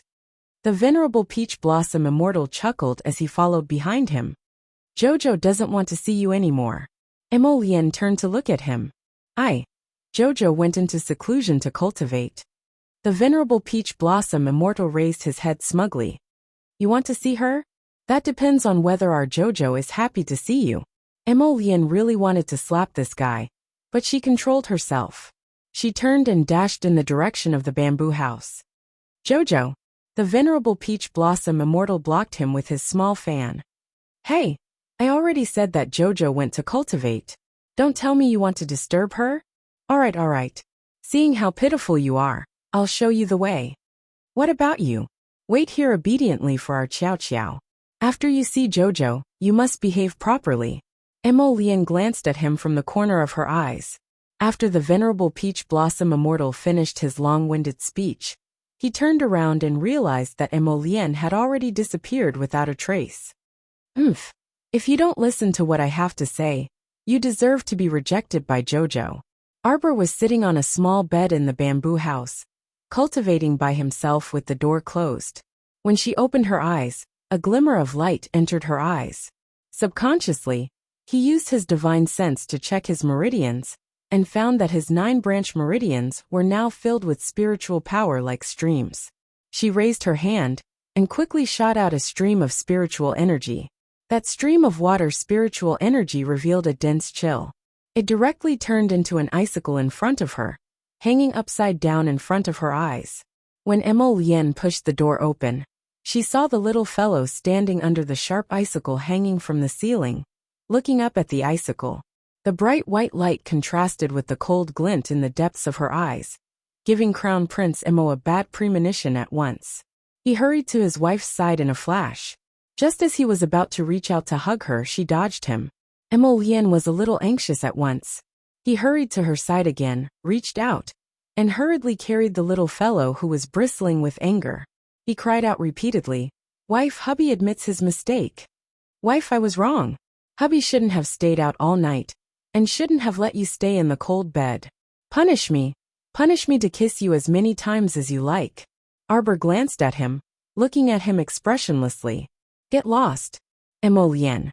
"Jojo, it's because something happened at the last minute, and Imperial Father kept me here to talk about it for a long time. Ask me, I'll confess to anything you ask."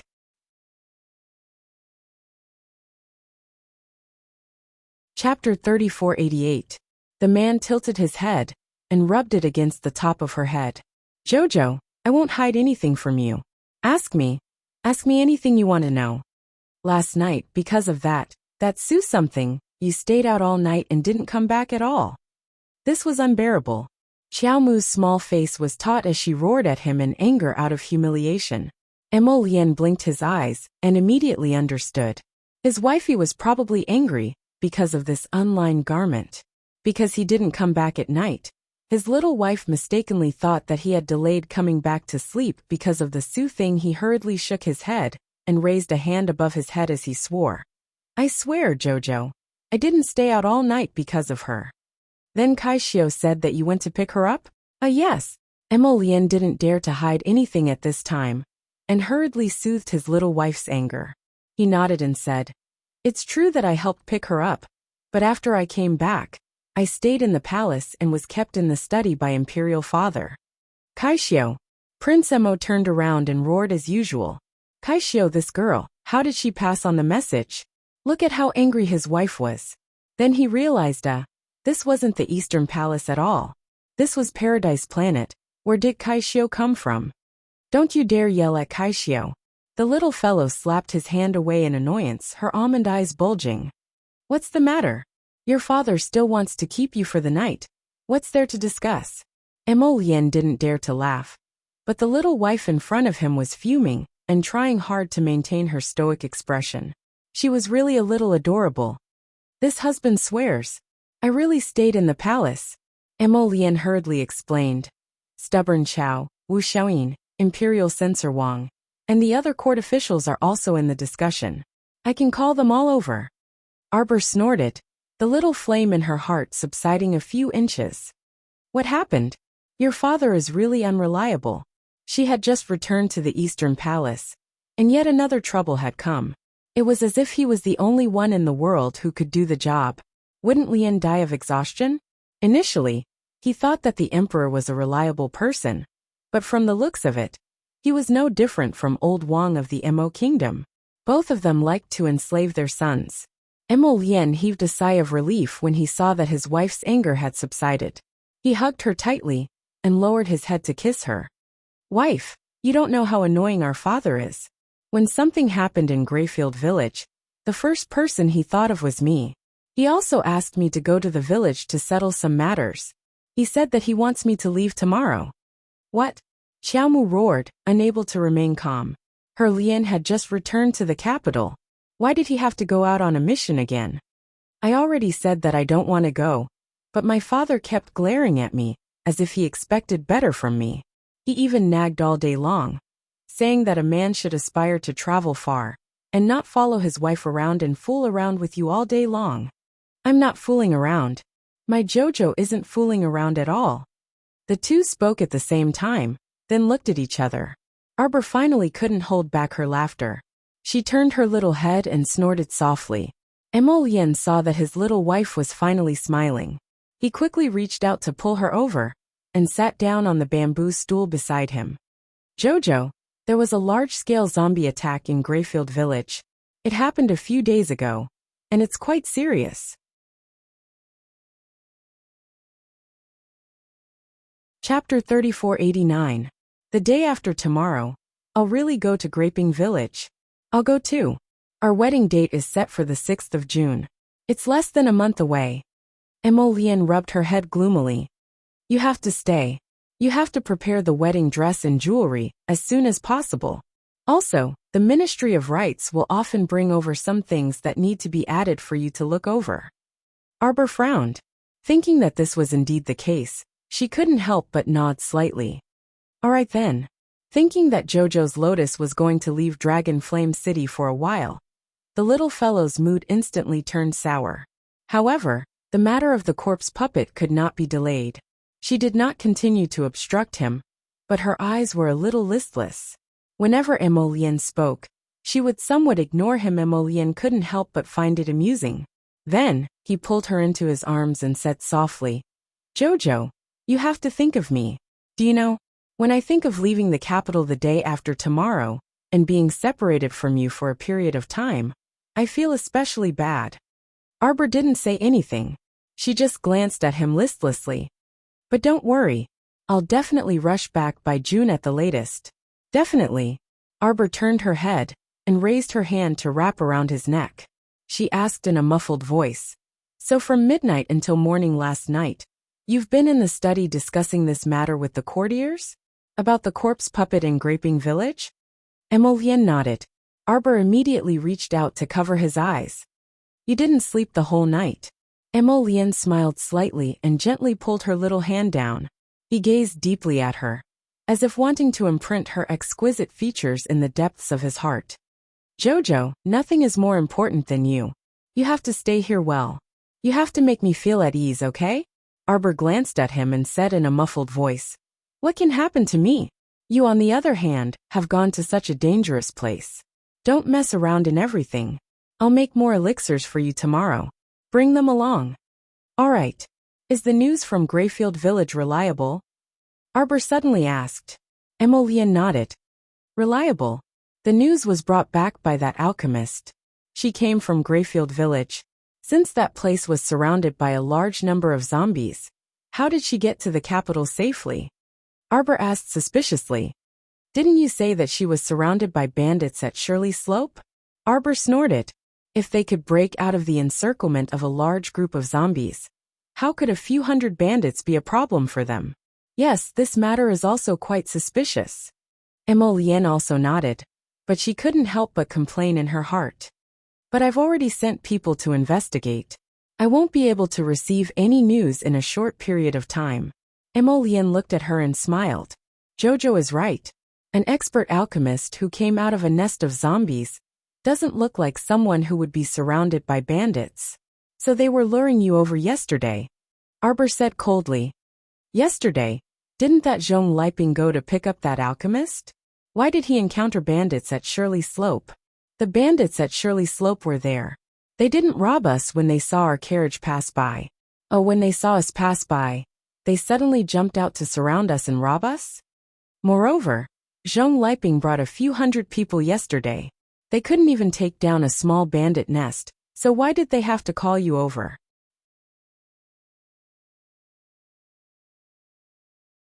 Chapter 3490. No matter how you look at it, it's comical. Arbor concluded. Prince Mo could only nod at his wife's outburst, agreeing that what she said made sense. "I don't like that pill refiner," Sir Jojo said angrily. "I feel that she's purely looking for trouble." Emolienne's eyes brightened, and he immediately hugged his wifey as he cheerfully said, Chow chow, don't worry. Even if that pill refiner's pill refining skills are better than yours for the time being, hubby still won't fancy her." His Jojo cared about him more and more. He was happy. Arbor glared at him unhappily. "Do you think I'm jealous of her?" She only felt that this woman's motives weren't pure. Although they hadn't met yet, why did she feel that this woman was a bit pretentious? She brought the news of Greyfield Village to the Emperor, so that she could show off her skills in front of the Emperor. How was being able to enter and exit a zombie lair unscathed all by herself not a skill? But she pretended to be weak, and asked for help at the 10-mile slope. She even wanted Jojo's lotus to save her? No matter how he looked at it, he didn't like it. Was she pretending to be strong or weak? What a contradictory woman. He couldn't understand her. Emolienne kissed his wife hard and said with a grin, "Who does my wife need to be jealous of? My wife is the best." Arbor glanced at him, as if looking at an idiot. She snorted and said, "You're not hiding anything from me, right?" Emolienne shook his head, but he kept muttering in his heart. Heavens! His wife's brain really wasn't for show. She was really smart. She could guess the whole story just by looking at the signs. She was so smart that it made him happy and distressed.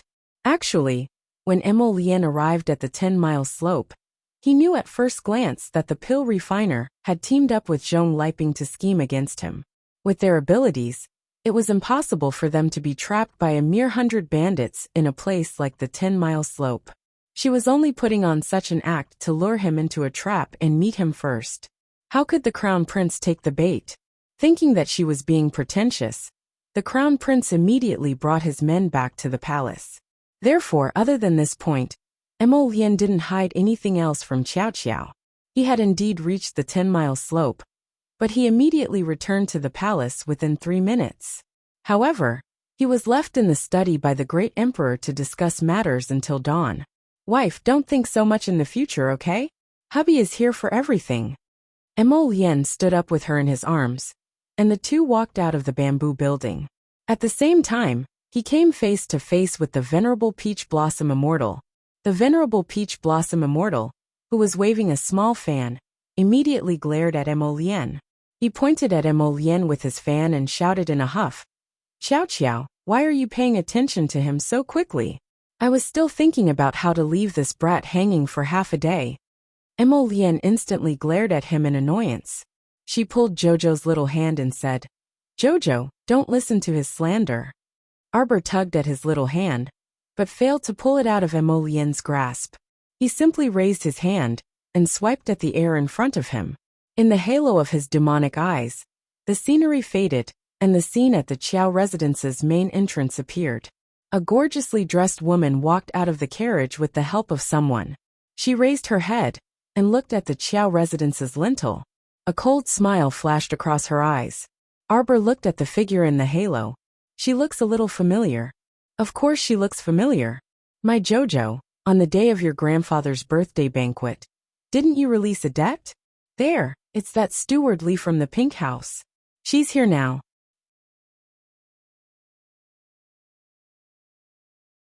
Chapter 3491. The Venerable Peach Blossom Immortal, who was enjoying the show, waved his little fan and blinked his beautiful eyes, smiling happily. Jojo, how do you plan to deal with them? Do you need my help? He was so bored that he wanted to help Jojo beat them up. Arbor retracted the light from his demonic eyes and glanced at the Venerable Peach Blossom Immortal, then at Emolien. He asked with a puzzled expression, "When did I owe them a debt?" "The two of them." The little fellow looked confused. Why was it so funny? It looked like this fellow had completely forgotten about the incident with Steward Lee of the pink house. Jojo 5% for every 2 hours. Emolien reminded him in amusement. Arbor's brain finally connected. His eyes lit up, and he nodded repeatedly. Oh, right, it's that big idiot. Emolien and Hu Jinshin exchanged a look and almost burst out laughing. Hearing this, they nodded and said, Right, it's that big idiot. Arbor and the two of them left the galaxy together and pushed open the door with small steps. Wei Ziqin, Xiao Zhongbang, and the others were drinking tea in the little garden and staring at their daughter's door. The moment she saw her, Wei Ziqin hurriedly stood up to greet her. Jojo. Second Uncle Qiao also jumped up and ran quickly to Emolien. Little Emo, when did you come in? This fellow, didn't the main and second doors close for him? He must have climbed over the wall to get in. Emolien glanced at Wei Ziqin pitifully and complained. Mother, second uncle won't let me in. Wei Ziqin patted his hand in amusement. All right, second uncle, Jojo must be fine now. Look, as she spoke, she gestured angrily in Arbor's direction. Second Uncle Qiao looked, and indeed, Sir Jojo's expression seemed much better. It seemed like that stinking brat had coaxed his little niece back. Humph. Only then did second uncle drop the subject. At this moment, Jolin hurried over from the other end of the garden path. When he saw everyone, he exclaimed, Father, someone is coming. The Qiao family members looked at each other. Who's here? Qiao Zhongbang asked suspiciously. After all, their family had just settled down in this house yesterday. On the divine land, they had no relatives or friends. Who could be so well informed? They had just moved into the mansion yesterday, and someone had already come knocking on their door today. It's all right, Father. He's here for me, Arbor said faintly, and took the lead to walk towards the gate of the house. Jolin hurriedly caught up with her sister's footsteps and asked curiously, Sister, I see that those people's faces are very ugly, as if someone owes them millions of spirit coins. The Venerable Peach Blossom Immortal could not help but laugh. It's not someone who owes them money. It's them who owes my Jojo money. How much did you owe in the past 20 days? 5 cents every 2 hours. That's 24 hours a day. Let's count it as 25 days now. I don't even know how much I owe. How much did they lend me? Arbor herself could not remember 1 million. When Arbor heard this, he was instantly displeased. Why is it only 1 million? 5 cents every 2 hours. 20 days isn't that much. Everyone. Arbor's group entered the hall in a grandiose manner and saw a woman with heavy makeup sitting there with a displeased expression. Steward Lee furtively shrunk his neck and pulled up his sleeves, standing behind the woman with an aged face.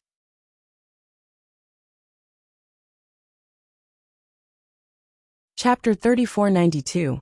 Seeing that the crown princess had brought people in, He immediately jumped up as if he had been electrocuted and shouted, "Grand Crown Princess! Crown Princess!" Arbor glanced at him, and her gaze fell on the woman with heavy makeup. "Who are you?" The woman in front of her was gorgeously dressed. She wore a strapless long dress that outlined her good figure. She wore a large string of sandalwood beads on her hand, and a mole at the corner of her mouth, which ruined her good color. Time had already left its mark on her face. Although Su Nyang was still attractive in her middle age, she was no longer as delicate as a young girl. Wearing this peach-colored long dress naturally didn't add any points to her looks. Instead, it seemed unbearably gaudy. Yin Yang stood up and curtsied to Qiao Mu, Emolian, and the others in a well-behaved manner. Afterwards, she put on a nonchalant expression and said faintly, "Why does the Crown Prince Consort have to pretend not to recognize us? Haven't you been sending people to the pink brothel to remind us to pay our debts? It's just that the Crown Princess has been gone for more than 20 days. We can't pay our debts even if we want to." It was only then that Qiao Mu recalled that before she left, she had indeed sent someone to remind this pink house's manager not to forget his debt to her from time to time. If she didn't pay up, Sir Jojo definitely wouldn't let it go. When the time came, destroying her pink house would be a light punishment. Arbor nodded. Her figure spun, and she sat down at the head of the table. Kai Xiu was very perceptive. She walked forward and handed a debt note to the young crown princess. Then she bowed and left. Arbor lowered her head and glanced at the debt note. She nodded and looked at Yin Yang. "You're the lady boss of the pink house? I don't dare to be the lady boss." "If you're not the lady boss, then why are you looking for me?" Arbor interrupted her self-deprecating words and said impatiently, "I have to find your lady boss to settle this matter.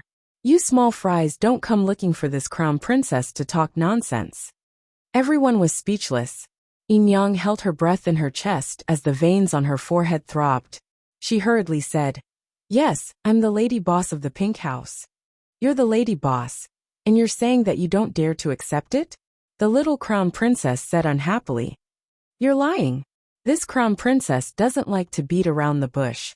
If you have something to say, just say it." "Fuck, I don't dare. I was just being polite." You. Why is it so tiring to talk to you?"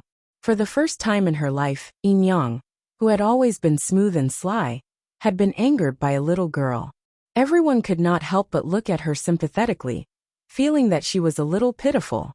"Since you're the lady boss, then let's cut the crap." Arbor slammed the note on the table. 30 million spirit coins, pay it. 333? 30 million. Steward Lee's cries were like an old rooster whose neck was being squeezed. His raised voice was practically piercing through the roof. Qiao Mu swept him a displeased glance. "What gall, you actually dare to yell at this crown prince consort?" Steward Lee immediately looked like a defeated rooster. He drooped his head and cried out pitifully, "Crown princess, this lowly one didn't do it on purpose. This lowly one. It's just too shocking." He had a long face. If crying could solve the problem, he was willing to cry until the sky turned dark. Arbor looked at him impatiently. A grown man being so long-winded. Scram to the side.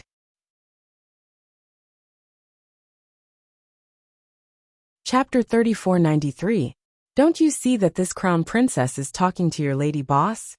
Arbor glanced at Manager Lee in annoyance, then turned to Yin Yang and asked indifferently, "How is it?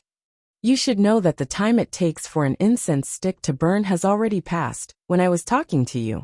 According to the calculation of 5% interest for every 2 hours, you have to pay another sum of interest now." Yin Yang had lived for so many years and had interacted with all kinds of people, but she had never been as sullen as she was today. This little girl's words were really infuriating. She simply had the urge to not say a single word to her. Arbor glanced at her and said unhappily, "What's with that look?" Every time these people spoke a few words to Jojo, they would look very indignant and too lazy to continue talking to Jojo. If they didn't want to talk, then they wouldn't talk. Then they would chase them away and let them owe more money. Once they had accumulated 100 million in debt, they would directly go to her door and take over her pink building. "Kai Xiu, Kai Chi, see the guest out." "Yes, Crown Princess." Kai Xiu hurriedly walked over with Kai Chi. She faintly said to Yin Yang, "Lady boss, please." Yin Yang was so angry that her nose was about to become crooked. It was Manager Li who hurriedly said in a low voice, "Yin Yang, the longer we owe that debt, the more it will increase." Yin Yang fiercely glared at Manager Li a few times. If it weren't for this guy who foolishly signed that debt, how could he have fallen into such a state? If it weren't for the fact that this guy still had some use for the pink building, she would have chased this guy out long ago and let him fend for himself while he paid the debt himself. Yin Yang took a deep breath, then smiled mockingly at Arbor and said, "Crown Princess, if you have something to say, let's talk nicely. We're not people who don't pay back debts. It's just that your 5% interest, even if it's calculated based on 25 days, isn't right. It's doubled, okay? Husband." Arbor turned to look at her husband. The Crown Prince's mouth twitched, and he coughed lightly. With a straight face he said sternly, "What do you mean? Are you saying that my Crown Princess can't even do accounting?" Yin Yang couldn't help but want to howl like a wolf. That was because the Crown Princess couldn't calculate the accounts properly, alright? However, she did not dare to contradict the Crown Prince, so she quickly smiled and said, "This commoner did not mean that. The Crown Princess is extremely intelligent. Naturally, she can calculate the accounts clearly. Today, His Highness the Crown Prince was here to support this little Crown Princess. It seemed that she had no choice but to accept this humiliation." Yin Yang took a deep breath and nodded, admitting defeat. "Manager Li, give the spirit coin card to the Crown Princess." With a long face, Manager Li walked to the front of the Crown Princess and bowed as he handed over a spirit coin card. "Crown Princess, the interest plus the principal amount is a total of 31 million spirit coins. It's all in here." The little Crown Princess glanced sideways, and Kai Xiu immediately understood. She stepped forward and took the spirit coin card. After checking the amount, she nodded slightly at the little Crown Princess. After unexpectedly receiving 30 million spirit coins, the young Crown Prince Consort's mood immediately improved. However, there was still no expression on her little face.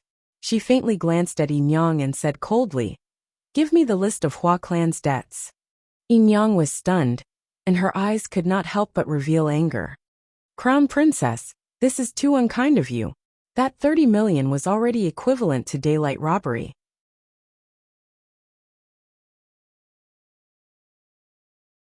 Chapter 3494. She didn't expect that the Crown Princess still didn't plan on letting them off. Could it be that she wanted to wipe out the 60 million debt of the Mu family's fifth branch's wife?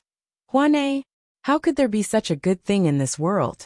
Yin Yang had only taken out 30 million spirit coins, so how long would it take for her to earn it back? Now, the Crown Princess wanted to wipe out the 60 million debt with a single sentence? That was simply a lunatic's ravings. "Husband," Sir Jojo turned to look at Emo Lien in a huff. Emo Lien didn't know whether to laugh or cry, but she maintained a serious expression and continued to help the villain do evil. "Go, invite the capital governor over for this, Highness. The Imperial Court has already explicitly prohibited the use of stamp money. This pink house knowingly violated the law. It's simply unforgivable. Go invite the capital governor over and have him handle this matter." Yin Yang was so angry that her nose kept twitching, and she almost spat out a mouthful of blood from her chest. Good, you high and mighty children of influential families.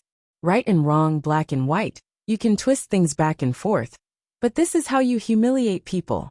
Previously, the Crown Princess charged her 30 million spirit coins for a 2-hour period of 5% interest. Could it be that it wasn't a usurious stamp money? Now that it was her turn, she was being unreasonable in every way. This was simply preposterous. Arbor glanced at Yin Yang, who was so angry that her hair was standing on end, and lightly harumphed. It seems that some people simply won't shed tears until they see the coffin.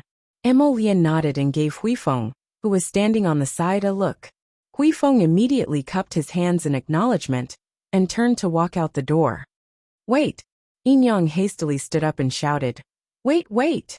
She was so anxious that her voice trembled slightly. Arbor turned to glance at her and said indifferently, "What? Did Lady Boss change her mind?" Yin Yang gritted her teeth and clenched her fists in her sleeves. If she could, she really wanted to pounce over and bite this little crown princess. She was simply a hateful person. Arbor saw that her expression was filled with resentment, but she did not dare to do anything to him. He could not help but secretly laugh in his heart. In all these years, Yin Yang had never suffered a loss. Unfortunately, she had bumped into an iron plate like Jojo.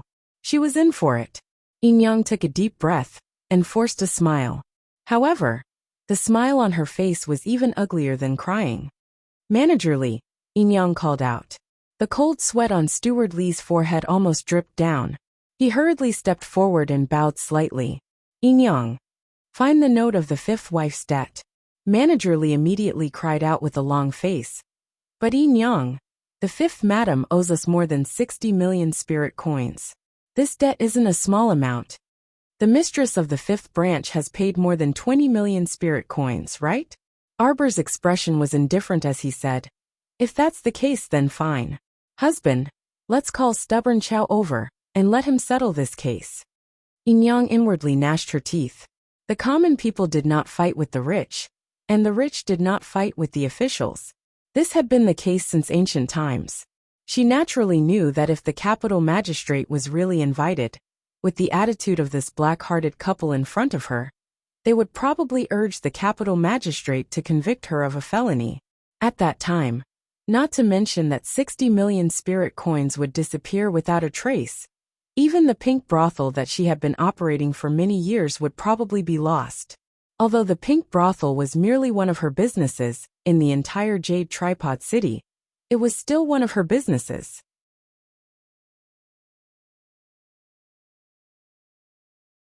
Chapter 3495. However, if the pink brothel that was so well managed was destroyed by the crown prince and his wife just like that, Yin Yang wouldn't be able to sit still. Yin Yang took a deep breath and hastily put on a smiling face. She chuckled and said, Crown Princess, there's no need to be angry. It's not that this commoner isn't willing. It's just that Fifth Madam's debt has been owed for so long that it'll take some time to find it. Steward Lee, why haven't you brought Fifth Madam's debt note yet? Steward Lee hastily went back to retrieve the note with a long face. However, he still couldn't figure out what was going on.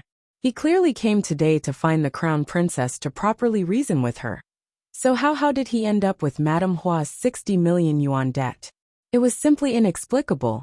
However, he was just a lowly steward, so he didn't dare to go against Yin Yang's wishes. He hastily returned to Amusement Alley and planned to retrieve the note before rushing back without stopping. Just as he exited Amusement Alley, Steward Lee saw two voluptuous women dressed extremely flirtatiously. They swayed their waists as they walked towards him. One of them was a woman in her early 20s with slightly tanned skin and a bright red face. She had a slender waist as she walked over with a smile. As soon as she got close to Steward Lee, she fell into his arms as if she had no bones.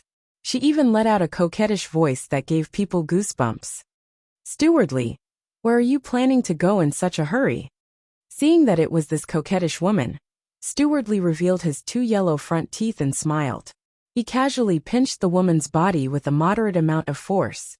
Chunner, I'm going out to take care of some matters. I'll have a good chat with you later. The woman named Chun Air in front of him was not beautiful, and her figure was average. However, her skills in bed were not to be underestimated. Chief Steward Lee had tasted her twice, and even now, he still felt that he had not had enough.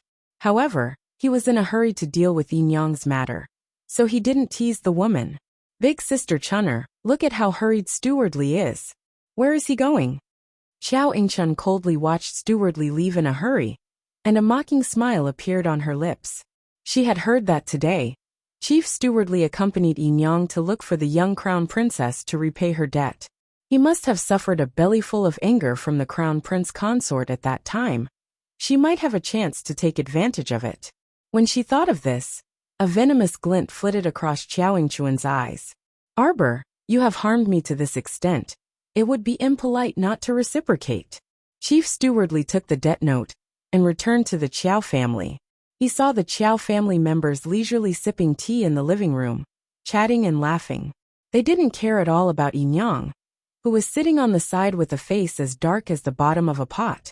Everyone was chatting about Xiao Sin's homework and praising the young monk for doing well. Every day, when it was time, they would immediately wake Xiao Sun up to study.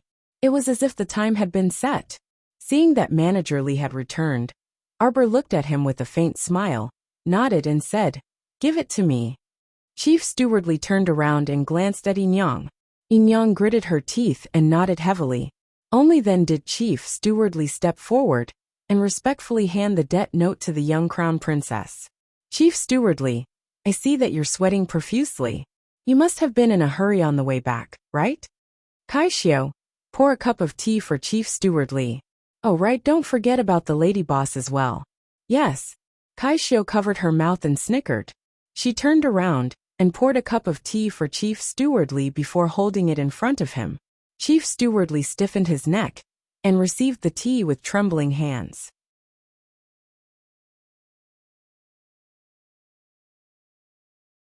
Chapter 3496. She held it in her hands like she was holding a hot potato, and didn't know whether she should throw it away or throw it away. Saishio turned around and poured another cup for Yin Yang. Yin Yang's expression was a bit uncertain.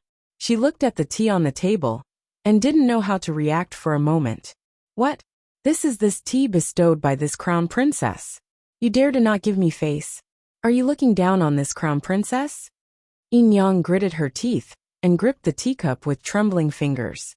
She fixed her gaze on the young crown princess. She naturally didn't dare to drink the tea the crown princess gave her for no reason. "Could it be that you thought this crown princess would poison you?" The little stoic's face darkened.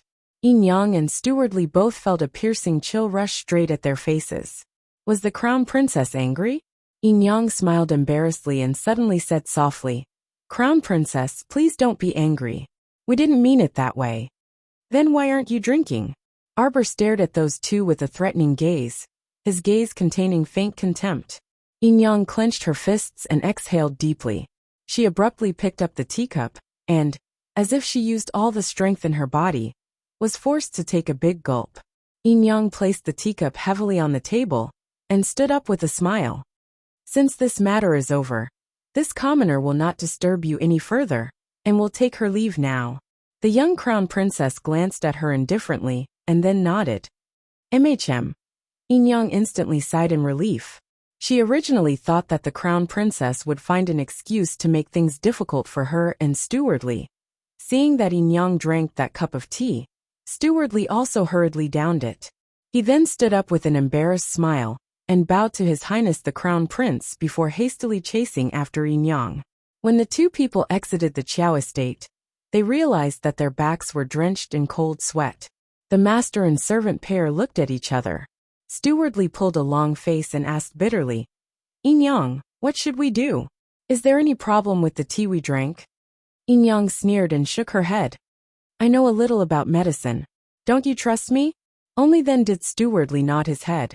He only dared to touch it because he saw Yin Yang swallow the tea. He was very clear about Yin Yang's capabilities. If someone wanted to poison her in front of her, they definitely wouldn't be able to hide it from Yin Yang's eyes. Yin Yang took a deep breath.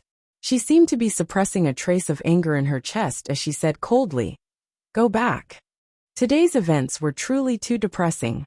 She had never thought that she would be defeated so many times in front of the young crown princess. She did not even have a chance to retaliate. Steward Li saw that she didn't look worried, so he didn't dare to say any more nonsense. He hurriedly called for a carriage and helped Yin Yang into the carriage. The two of them didn't say anything as they went to Amusement Alley. However, as soon as the carriage made a turn, a group of agile masked men in black suddenly jumped down from the eaves. They pulled out their long swords and stabbed at the window of their carriage. Steward Li was scared out of his wits and couldn't help but cry out in alarm. On the other side, Arbor put down his cup and coldly said, "We've only been back for less than a day and the news has already been leaked. They came to my Qiao estate to show off." "Huh," Arbor said with an icy gaze. "Even if they don't die, they have to be taught a lesson. Lest everyone thinks that this crown princess is easy to bully." Xiao Zhongbang, Wei Ziqin, and the others looked at each other in dismay.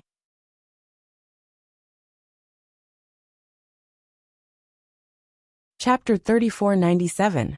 Only now did she find out that Jojo had actually secretly made a move against Enyang and her servant? Wei Ziqing couldn't help but want to shed a tear of sympathy for Enyang and her servant.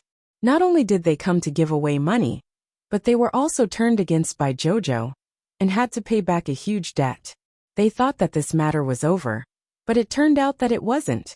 There was probably a good show waiting for the two of them on the way back. How pitiful! Wei Ziqing and Xiao Zhongbang couldn't help but shake their heads. This couple was actually still too naive. The purple forest guards that Xiao Mu secretly sent out chased after Enyang and manager Li all the way to the entrance of Amusement Alley. They only stopped when they reached the entrance of Amusement Alley. At this moment, Enyang didn't have a single good piece of flesh on her body. Steward Li was in an even worse state. His nose was bruised, his arm was broken, and a large piece of his head had been sliced off by the sword light. Blood was gushing out of it. The two of them went out in a grand fashion and returned to Jade Tripod Market in grief like beggars. When hunchbacked old Li saw their miserable state, he was so frightened that he almost fell to the ground. "Steward Li, what happened to you?" Xiao Yingchun greeted him with a frightened expression.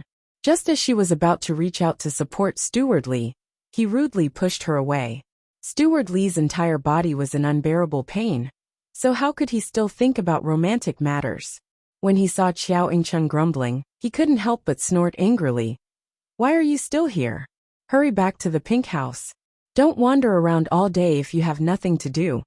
Xiao Yingchun instantly felt wronged and muttered, "Steward Li, why are you scolding me like this? I'm just worried about you." At this time, Enyang had already been helped into the courtyard by hunchbacked old man Li. She was extremely flustered and couldn't help but look back a few times. She anxiously shouted, "Quick, quick, quick! Get someone to block the entrance of Amusement Alley. Quick!" She was scared out of her wits by those purple forest guards who had beaten her while she was down. Although she didn't know who had beaten them, she had a vague feeling that the Crown Prince Consort was involved in this matter. Who did she offend? How did she end up in such a miserable state? He lost his money and almost lost his life. Hunchback Old Li quickly brought his men to the amusement alley for an inspection, and the news he brought back was that no one was following them. Enyang collapsed on the stool. Old Li invited a doctor from the Jade Tripod Market to treat her injuries. "What's going on, Enyang? Who's after you? How did you and Manager Li end up in such a sorry state?" Enyang heaved a sigh of relief. She covered her throbbing chest with one hand and recalled the scene of dozens of agile men in black chasing after them. She couldn't help but feel a faint sense of panic in her heart. She was indeed too naive. It was probably because she had not been respectful enough in front of the Crown Princess. Who would have thought that retribution would come so quickly? "Enyang, it's the Crown Princess, isn't it? It was that malicious woman who did it." Xiao Yingchun couldn't help but shout, her eyes flickering with flames of fury. "I knew she was a bitch. She bullies the weak all the time and doesn't treat us commoners as humans." "Grand Aunt Wanwan, lower your voice." After this incident, Steward Li was completely afraid of that stoic-faced little Crown Princess. She wasn't someone he could offend. Their attitude today was still considered good, right? They even handed over spirit coins in debt. But he didn't expect that even so, they still incurred the wrath of the little Crown Princess and were hunted down. Manager Li could not figure it out no matter how he thought about it.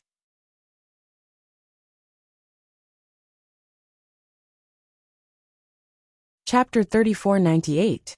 Why the hell did the young Crown Princess send people to kill them? Steward Li looked around, afraid that one of the Crown Princess's hidden guards would suddenly jump down from the roof. If that happened, they would all be in trouble. Xiao Yingchun angrily said, "What are you afraid of her for? Ha! We have so many people in Jade Tripod Market, so why should we be afraid of her? Enyang, we absolutely can't let today's matter rest. I heard that the bitch brought the entire Qiao family back. Those people only have some mediocre martial arts skills. Just grab a few of them, and you'll definitely be able to make that slut surrender without a fight. At that time, not only will we be able to take revenge for today, we might even be able to send that slut to the pink brothel and let her enjoy ah." Before Xiao Yingchun could finish speaking, Enyang pounced on her and gave her a ruthless slap and a kick to her chest. She flew out like a kite with a broken string and smashed into a nearby cabinet with a bang. Half of the items on the cabinet were smashed into pieces and fell to the ground. It could be seen how fast and accurate Yin Yang's kick was. She didn't leave any face for Xiao Chun. "I think you're the vicious little bitch." Yin Yang glared at her with cold eyes and said, "You just want our entire jade tripod market to fall into a state of eternal damnation." If Xiao Chun had really listened to Yin Yang and courted death by attacking the young crown princess, with the cultivation and cultivation methods of those black-clothed people today, their entire jade tripod market would probably be destroyed right before their eyes. "Guards, send this slut back to the pink brothel. If there's nothing else, she's not allowed to leave that place." "And no, Yin Yang, listen to me, Yin Yang, Yin Yang. Let go of me, let go." Xiao Chun struggled with all her might in the hunchbacked old man Li's hands. Her eyes shot out a venomous light, but she was powerless. She was thrown into the carriage, and her throat was viciously choked. It was only then that she lost her voice. "Do you understand what Yin Yang said?" Old man Li used his large, rough palm to forcefully slap her slightly tanned face twice. "In the future, don't act on your own initiative. Just do your job properly." Although Xiao Chun was filled with hatred, there was nothing she could do. The next day, Yin Yang suddenly realized that she had rashes all over her body. The symptoms didn't seem like poisoning, but she couldn't even leave the house. On the other hand, Manager Li was even more terrified. His illness was somewhat difficult to talk about. On the other hand, as the crown prince would be leaving tomorrow, the great emperor specially set up a banquet to send him off. Although it was only a small banquet held in the palace, and not many people attended, the entire palace became lively because of this small banquet. The servants became busy like flowing water. The great emperor's harem was very clean. There were no concubines at all. Therefore, this small banquet should only be held by the Empress Dowager, the Emperor, Arbor and Emolian. However, when Arbor arrived at the Extreme Time Hall's banquet hall, he discovered that there were two other unfamiliar women sitting beside the Empress Dowager. Seeing her enter, the two women stood up and bowed, saying in unison, "Greetings, Crown Princess." Xiao Mu reflexively narrowed her eyes as she sized up those two girls from the corner of her eye. Their faces were elegant and beautiful, each with their own merits. The woman on the left looked more docile than the woman on the right. The woman on the right had a long, slender neck, proud and graceful like a swan's. When she bowed, her head was also held high. "This is Alchemist Dan." Empress Dowager Chen pointed at the white swan.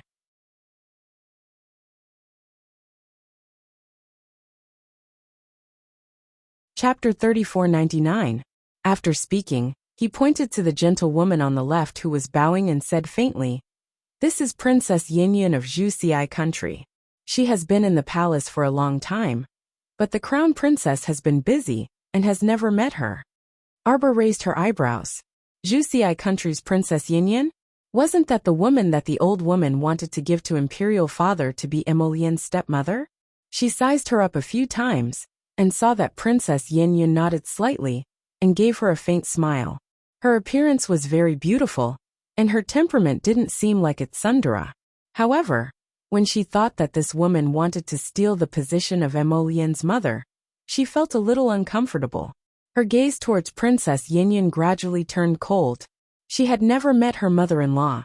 Although she hadn't seen her before, she knew that she was someone who couldn't tolerate even a grain of sand in her eyes. If she really let these strange women become Lian's stepmother, wouldn't her mother-in-law be angered to death when she woke up?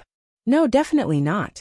Arbor glanced coldly at Wuxia country's Princess Yin and said, "No need to be so polite." Princess Yin didn't get angry when she saw her cold expression. Instead, she nodded at her in a very gentle and friendly manner and said softly, "Crown Princess." Yin came uninvited. "It's a bit rude." Since this small banquet only invited family members, it was really inappropriate for Princess Yin and Shan Yisu to come. However, Yin refused the Empress Dowager's invitation several times and couldn't refuse. She could only brace herself and come. However, Pill Master Dan, who was sitting next to her, seemed very happy. He must be very interested in this small banquet. One couldn't hit a smiling person. The little crown princess was indeed a bad person, but she never threw a tantrum at a smiling person for no reason. Seeing that Princess Yinyan's attitude was good, and she spoke to her apologetically, she couldn't keep her face cold. She nodded and said, "Princess is a guest from afar. Since you were invited by the Empress Dowager, you can enjoy the banquet in peace." It was obvious who brought these two women here. The great emperor wouldn't be so bored. He had probably forgotten about Princess Yin long ago.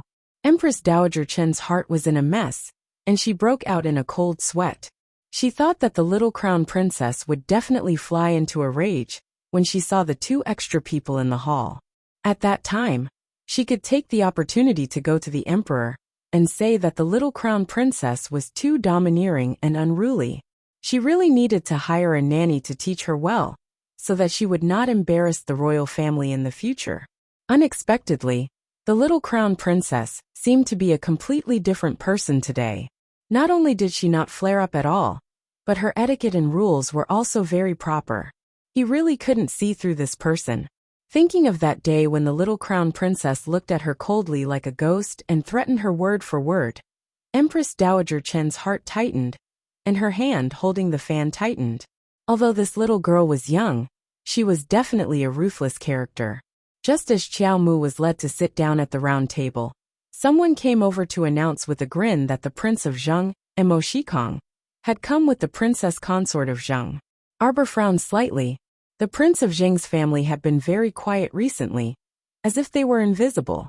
She had forgotten that her adopted brother's family would also be attending the small banquet. "Greetings, Your Highness the Empress Dowager." Prince Mo Shikong and Princess Consort Shi Yongyan stepped forward and bowed.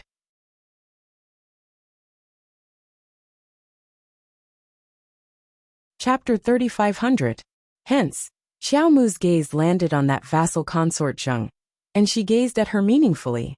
The Shi family didn't have time to mess with them these 2 days.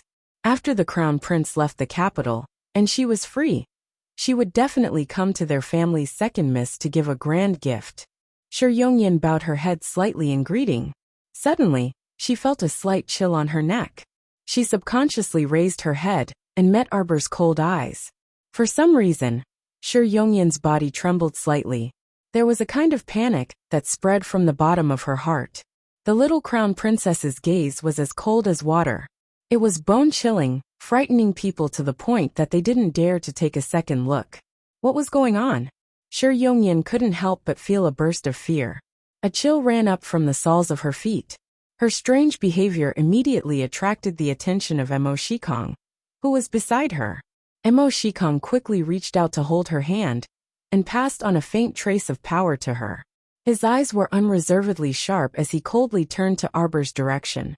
There seemed to be invisible sparks in the air, making chi-chi sounds. In the 2 consecutive calls of His Majesty has arrived, and His Highness the Crown Prince has arrived, it slowly disappeared. Empress Dowager Chen chuckled, and let Mo Shikong and his wife rise. Everyone also rose to greet His Majesty and the Crown Prince. Princess Yinyan and Alchemist Dan greeted Mo Shikong and Princess Consort Zheng before sitting down. "Alchemist Dan, are you used to living in the palace?" the emperor asked casually. Dan Isu stretched her beautiful and slender neck and nodded with a smile. "Very used to it. Thank you for your concern, Your Majesty." Arbor couldn't help but sneer in his heart. However, he didn't show it on his face. When Mo Lian saw Mo Shikong and his wife, as well as the 2 extra idlers, he merely creased his brows. Afterwards, he attentively picked up food for his wife and served her food. The Crown Prince originally thought that only the Empress Dowager would be invited to this small banquet. He didn't expect to invite Mo Shikong and his wife, as well as Princess Yinyan and Alchemist Dan. Inviting Mo Shikong was a bit more prestigious. In any case, Mo Shikong and his wife were his nominal brother and sister-in-law. But why did Princess Yinyan invite him? There was also no need to invite Pill Master Dan over. It was just a small family gathering. Why would they invite these random people? Although Mo Lian didn't say anything, she couldn't help but feel a little annoyed. It seemed like the old madam's naive idea still hadn't been dismissed. She still wanted to introduce Princess Yinyan to his imperial father. The emperor pretended that he didn't know the Empress Dowager's plan. He exchanged a few words with Sangown Su and said, "Originally, I invited you here to treat the Empress's illness. However, the situation is a little urgent now. Let's wait until you return from Graping Village, before we take a look at the Empress." Su Ming's eyes were bright, and she smiled faintly. "This humble girl will naturally obey your Majesty's decree. Don't worry, your Majesty. I'm very familiar with the area around Greyfield Village. I'll do my best to assist your Highness." Arbor was taken aback. His hand that was holding the chopsticks paused. He glanced at his husband and glared at him threateningly. "You didn't say that this woman would go with you?" The Crown Prince was also taken aback. Clearly he didn't know either. It seemed like the Emperor and Pill Master Dan had reached a consensus in private. Emolian frowned. "The journey is long. There's no need for Pill Master Dan to trouble you."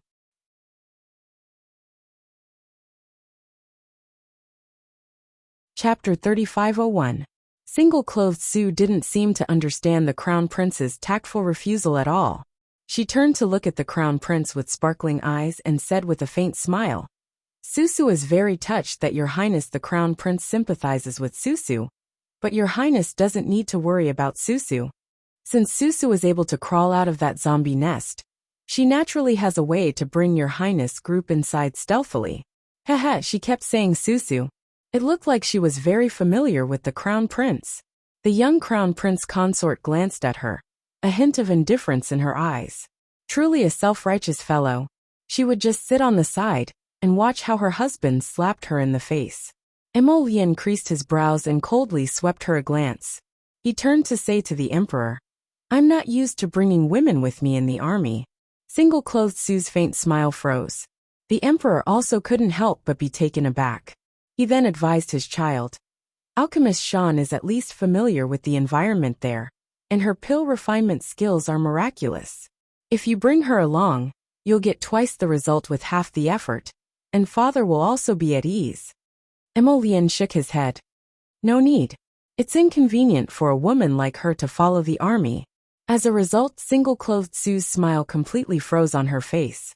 She didn't expect His Highness the Crown Prince to speak so bluntly and not give her any face.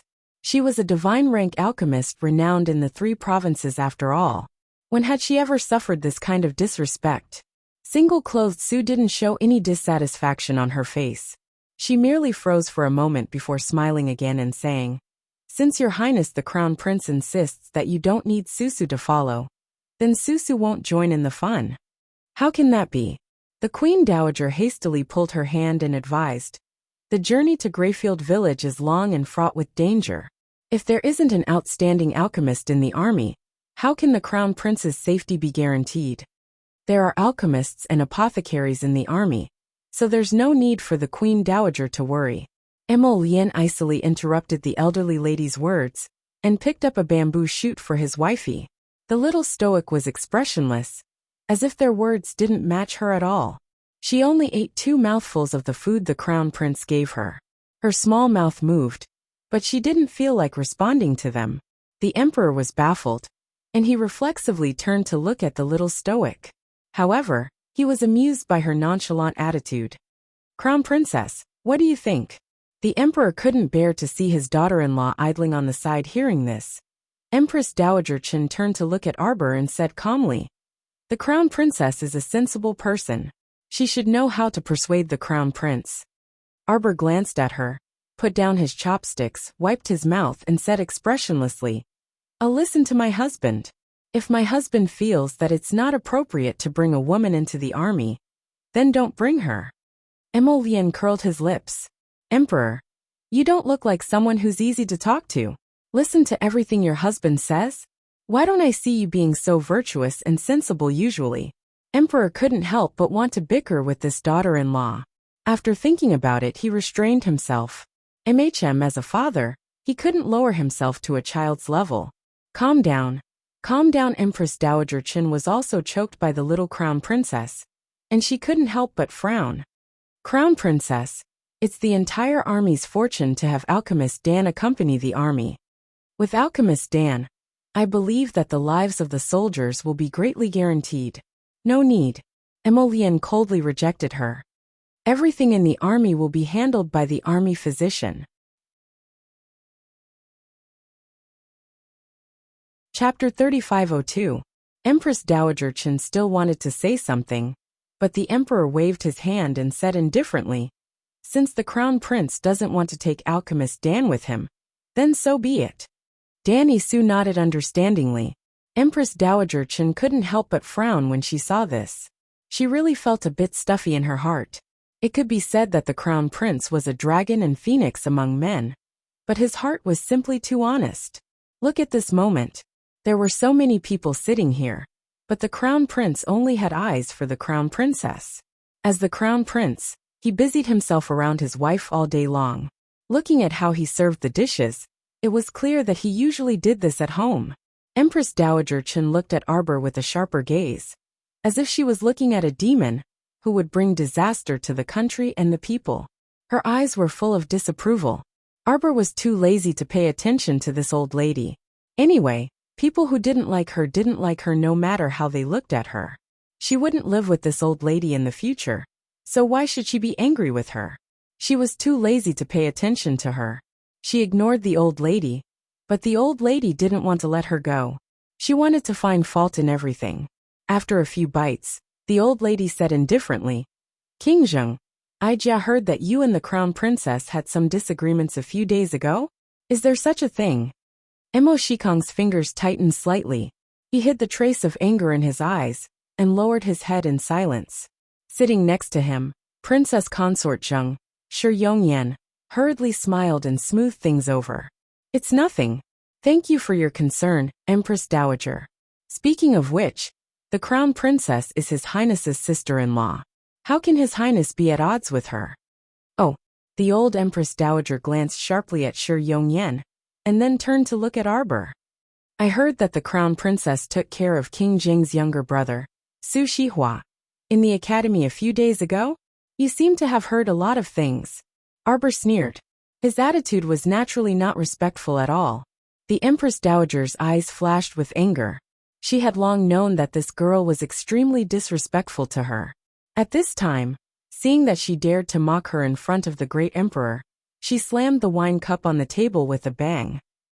"How rude." Empress Dowager Chen turned to look at the emperor and tried to persuade him. "Your Majesty, you saw it with your own eyes. The crown princess is so unruly. How can she be the mother of the nation in the future? In my opinion, we should find 2 nannies to teach the crown princess proper etiquette in the palace." Emolian angrily tossed the wine glass away. Without saying a word, he pulled his wife up. She coldly said, "In the future, Imperial Father doesn't need to invite us husband and wife to such small banquets." Everyone's faces immediately turned awkward. Did the crown prince think that everyone present, except for his imperial father, was an unrelated person? Empress Dowager Chen was so angry at Prince Mo that she almost fell backwards. She trembled as someone helped her up and pointed in the crown prince's direction. The emperor couldn't help but feel a bit angry. Although he had been very filial to the Empress Dowager for the sake of the previous emperor, between his son and the Empress Dowager, he could only choose his son. Thus, he couldn't help but grumble. "Empress Dowager, why do you keep mentioning nannies? The crown princess is a spiritual realm cultivator. She usually has to cultivate." The meaning behind her words was, who would have the free time to come and learn your palace etiquette all day long?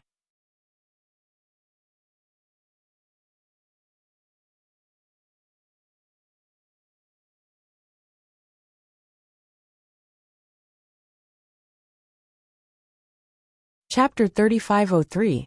Little glutinous dumpling, stop right there. The crown prince's back stiffened slightly. This unreliable father of his actually called him by such a strange name in public. He really wanted to slap him. The emperor hurriedly flashed in front of the two and glared at his willful son with displeasure. "Imperial father knows that you dote on your wife, but you," he lowered his voice and said to the crown prince, "your grandmother is old. She threw away her wine cup and left after saying a few words to your wife. Aren't you making things difficult for your wife? Besides, why are you being so calculative with an old lady like her?" "It's not difficult for me." Arbor looked at the emperor blankly. "What's difficult about me? My mother taught me that I have to obey my husband when I get married. I have to do whatever my husband says. Emolian, the emperor. The two of them looked at each other. The emperor glared fiercely at his son several times. His daughter-in-law's bad habit was most likely caused by his son's indulgence. She even said that she had to obey her husband when she got married? Haha. If his son wanted to rebel, just see if this little thing would reach out and viciously slap his son to death. She kept saying that she had to obey her husband when she got married, because his simple-minded son had completely expressed what she wanted to express. Of course she had to obey her husband, because she was simply obeying her own heart. Useless fellow. The emperor glared at his son several times, using his eyes to convey this message. Emolian looked innocent and raised her hand to firmly grasp Arbor's small hand. Imperial father, my wife is mine. If I don't dote on her, who else would dote on her more? Look at this palace. Everyone wants to make things difficult for her. Emolian tilted her head and considered for a moment, then said, I'd better not leave the capital.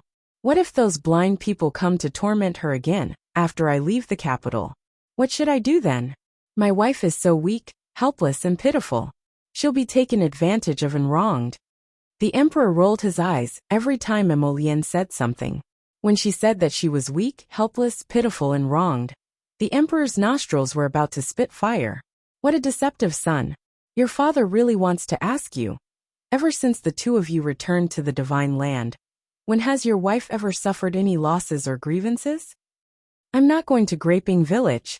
Emolian had a solemn expression as she said, Imperial father, it's better to send foster brother to handle such an important matter. Emo Shikong's eyes lit up slightly. Taking advantage of the situation, he got up and cupped his hands. This son is willing to serve Imperial father. The great emperor narrowed his eyes and turned back to roar at his son. You said you'd go, but now you're backing out. Aren't you just worried that your wife will be bullied? Imperial father promises you, after you leave, no one will be able to bully her, okay? Then you have to give her a token. Otherwise, how could she convince the masses? Mother's phoenix seal had been sealed for a long time, so it would only accumulate dust if it was left there. Why don't you give her to my wife? The crown prince suddenly suggested. His phoenix eyes rolled around as he glanced at his father. The great emperor was fuming with rage. He wanted nothing more than to slap this place to death. This rascal actually thought about the empress's phoenix seal. The crown prince blinked and fished out a token from his sleeve. Otherwise, I can only give the imperial token to my wife. Otherwise, I won't be at ease leaving like this. I'm so worried. Why don't you let me bring my wife to Graping Village? The great emperor wanted nothing more than to spit a mouthful of blood on his son's face. Keep your imperial token.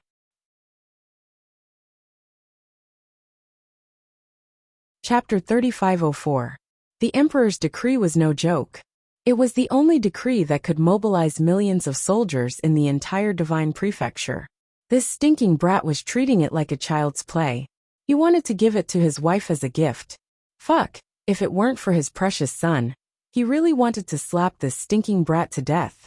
The emperor's face darkened as he said angrily, Go, get the phoenix seal and give it to the crown princess. Empress Dowager Chen jumped up from her seat, and almost jumped up. How can I do that? Empress Dowager Chen's voice changed in surprise. Giving the phoenix seal to the crown princess was something that had never happened in the thousands of years since the divine prefecture's founding. That was something that absolutely could not be done. Empress Dowager Chen said sternly, Your Majesty, this is unreasonable. For thousands of years, the divine prefecture has never given the phoenix seal to the crown princess. Zheng Wang and Mo Shikong also lowered his head slightly at this time, hiding the disappointment in his eyes. Compared to himself, the emperor trusted his own son more. He even gave something like the emperor's decree to his son. It was obvious that he had high hopes for him. As for himself, although he tried his best to perform in front of the great emperor, the great emperor's attitude towards him was always the same, neither salty nor indifferent. Princess Consort Zheng raised her hand and tugged at her husband's sleeve. She put on a moderate smile. She knew very well that she and her husband only needed to be spectators. There was no room for them to interfere in this matter. Whoever the emperor wanted to give the phoenix seal to was the emperor's business. As for Empress Dowager Chen, the older she got, the more muddle-headed she became. She didn't even think about who she depended on to live a life of luxury in the palace. The crown prince was the emperor's only son. The Empress Dowager was always against the crown prince, and always wanted to compete with the little crown princess. If this wasn't stupid, then what was? Sure, Yongyan restrained the sharp glint in her eyes. She lowered her head and smiled without saying a word.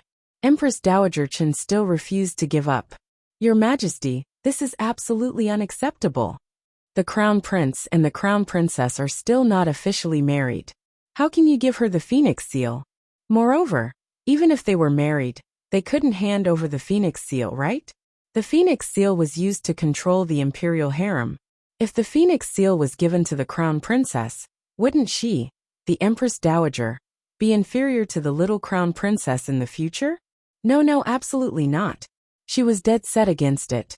The Empress Dowager looked at Arbor with a gloomy face, then turned to the emperor and said earnestly, Your Majesty, this is absolutely inappropriate. However, the great emperor ignored the old lady and ordered his eunuch to carry out the task. Not long after, the eunuch came in with small steps, holding a white jade box in his hand, and respectfully handed it to the great emperor. Empress Dowager Chen's eyes instantly sharpened. He stared at the stubborn great emperor in disbelief. As far as she was concerned, the actions of the grand emperor were simply stupid beyond compare. How could he listen to the crown prince and directly give the phoenix seal to the little crown princess? This was definitely inappropriate. However, she couldn't think of a better reason to persuade the great emperor to give up on this terrifying idea. The crown princess and the crown prince are about to marry. Giving the phoenix seal to her isn't a violation of the ancestral laws, the great emperor said calmly.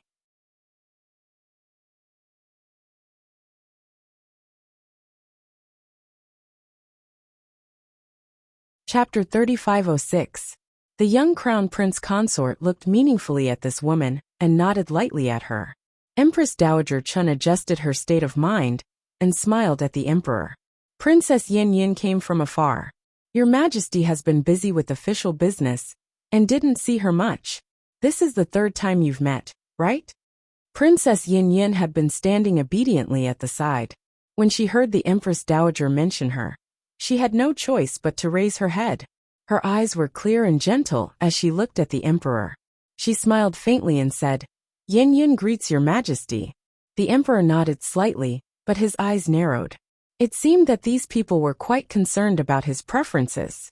He took a closer look and found that Princess Yin Yin's phoenix eyes were quite similar to his wife Wuxia's. It was obvious that these people had worked hard. The emperor suddenly felt a little tired. He glanced at the Empress Dowager and felt that this old woman was meddling too much. Not only did she worry about his son and daughter-in-law, but she also always wanted to reach into his harem. The emperor frowned slightly and suddenly felt that the dishes in front of him were a little more tasteless. His poor Wuxia was still lying in that cold place. Because he was worried that every time he opened that layer of ice, he might damage her body. He had to endure and not disturb her sleep. His Wuxia wasn't actually dead. He could hear her heartbeat. But after so many years, her heartbeat had become slower and slower. If he couldn't make the soul-returning pill as soon as possible, he was afraid thinking of this. The emperor didn't want to stay here and listen to Empress Dowager Chen's endless chatter about Princess Yin Yin. Little glutinous dumpling, you have to leave at dawn tomorrow. If there's nothing else, go back early and pack up. The emperor meant that the meeting was adjourned. Poor Empress Dowager Chen, who was enthusiastically talking about Princess Yin Yin, was suddenly interrupted and looked a little embarrassed. Shi Yongqian pulled her husband up and bowed to the emperor at the same time. Father, rest early too. The emperor nodded and gave his son a look before leaving. After saying goodbye to the Empress Dowager, he strode away. Empress Dowager Chen glared at the emperor's back with a bit of annoyance. She suddenly felt like she couldn't control her son anymore. No matter how much she nagged, the emperor was like a one-track mind. Look at what he had done to his harem over the past decade. Many palaces and courtyards were empty. Even if there were some beauties in the harem, Their fates were the same as Princess Yin Yun's. Some of them had been in the palace for 3 to 4 years, but they still didn't get to see the emperor. Princess Yin Yun didn't get angry. Instead, she smiled and said, "Your Majesty and the Empress are deeply in love. I've long heard about it. Your Majesty doesn't need to force Your Majesty to accept her." The little crown princess looked at Princess Yin Yun curiously. She saw that her eyes were clear, as if she really didn't care about His Majesty's attitude. He immediately felt that she should be an interesting girl. The two of them left the palace and boarded the carriage.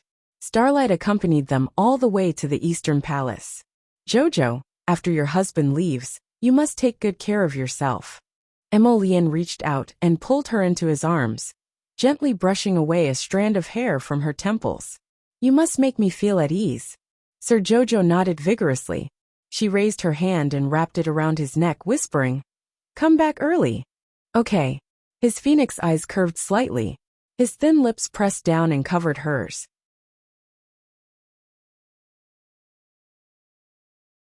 Chapter 3507. The land of Tsang Prefecture was filled with immortal traces.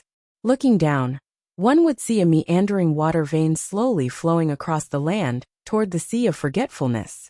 Taiji Palace, it was already dusk. As the setting sun shone, the melodious sound of a zither drifted through the air. Noble consort Duan led Nanny Lin all the way to her son's bedchamber under the sunset glow, and her expression became a bit strange. Along the way, the Taiji Palace was completely empty. He didn't know where those dogs of a slave had sneaked off to hide. Noble consort Duan knitted her brows and glanced sideways at Nanny Lin. Nanny Lin said with a smile, "Perhaps His Highness dismissed them all." Noble consort Duan thought about her son's temperament and nodded in deep agreement. That's right.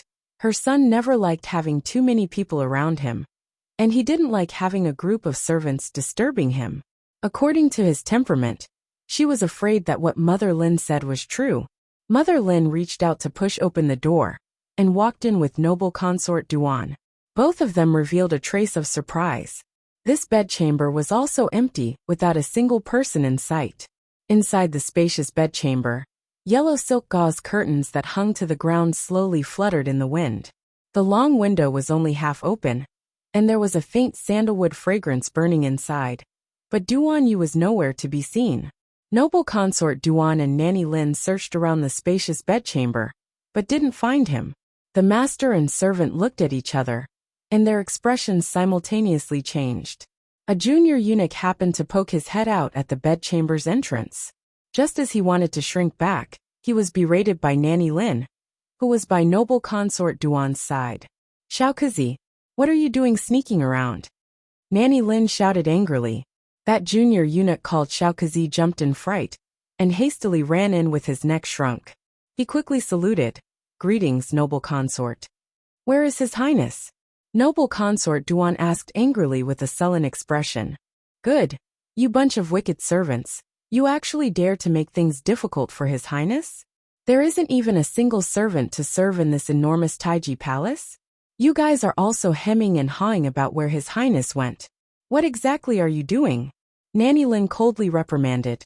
Xiaokazi was so frightened that he rolled onto the ground and repeatedly kowtowed as he cried out, "Your Highness, please calm down. Your Highness, please calm down." Still not telling the truth, Mother Lin sternly reprimanded. His Highness has not come out since he went into seclusion a few days ago. He is still in the underground secret room." The young eunuch stuttered, almost unable to speak a complete sentence. Actually, His Highness had been in seclusion for a total of 13 days. Before His Highness went into seclusion, he told them that he could come out in 7 days. But now, it had been more than 6 days, and there was still no movement. The eunuchs and palace maids in Taiji Palace were actually worried to death, but they were too scared to make a sound. Usually, everyone would hide themselves away, afraid that they would be the scapegoat if something happened. Now that noble consort Duan was here, Xiaokazi had no choice but to come out and meet her. Actually, Xiaokazi was also panicking. His Highness had not shown up for so many days. Could it be that he was possessed? If something really happened to His Highness, then it would be the end of their lives for these servants. Xiao Kezi's face was sullen as he replied in a sobbing voice. Every word this servant said is true. May your highness, noble consort Duan, please understand. Noble consort Duan immediately stood up. Where is the secret room? Bring me there to take a look. She was really too worried about her son. He had not come to pay his respects to her for so many days. As expected, something had happened.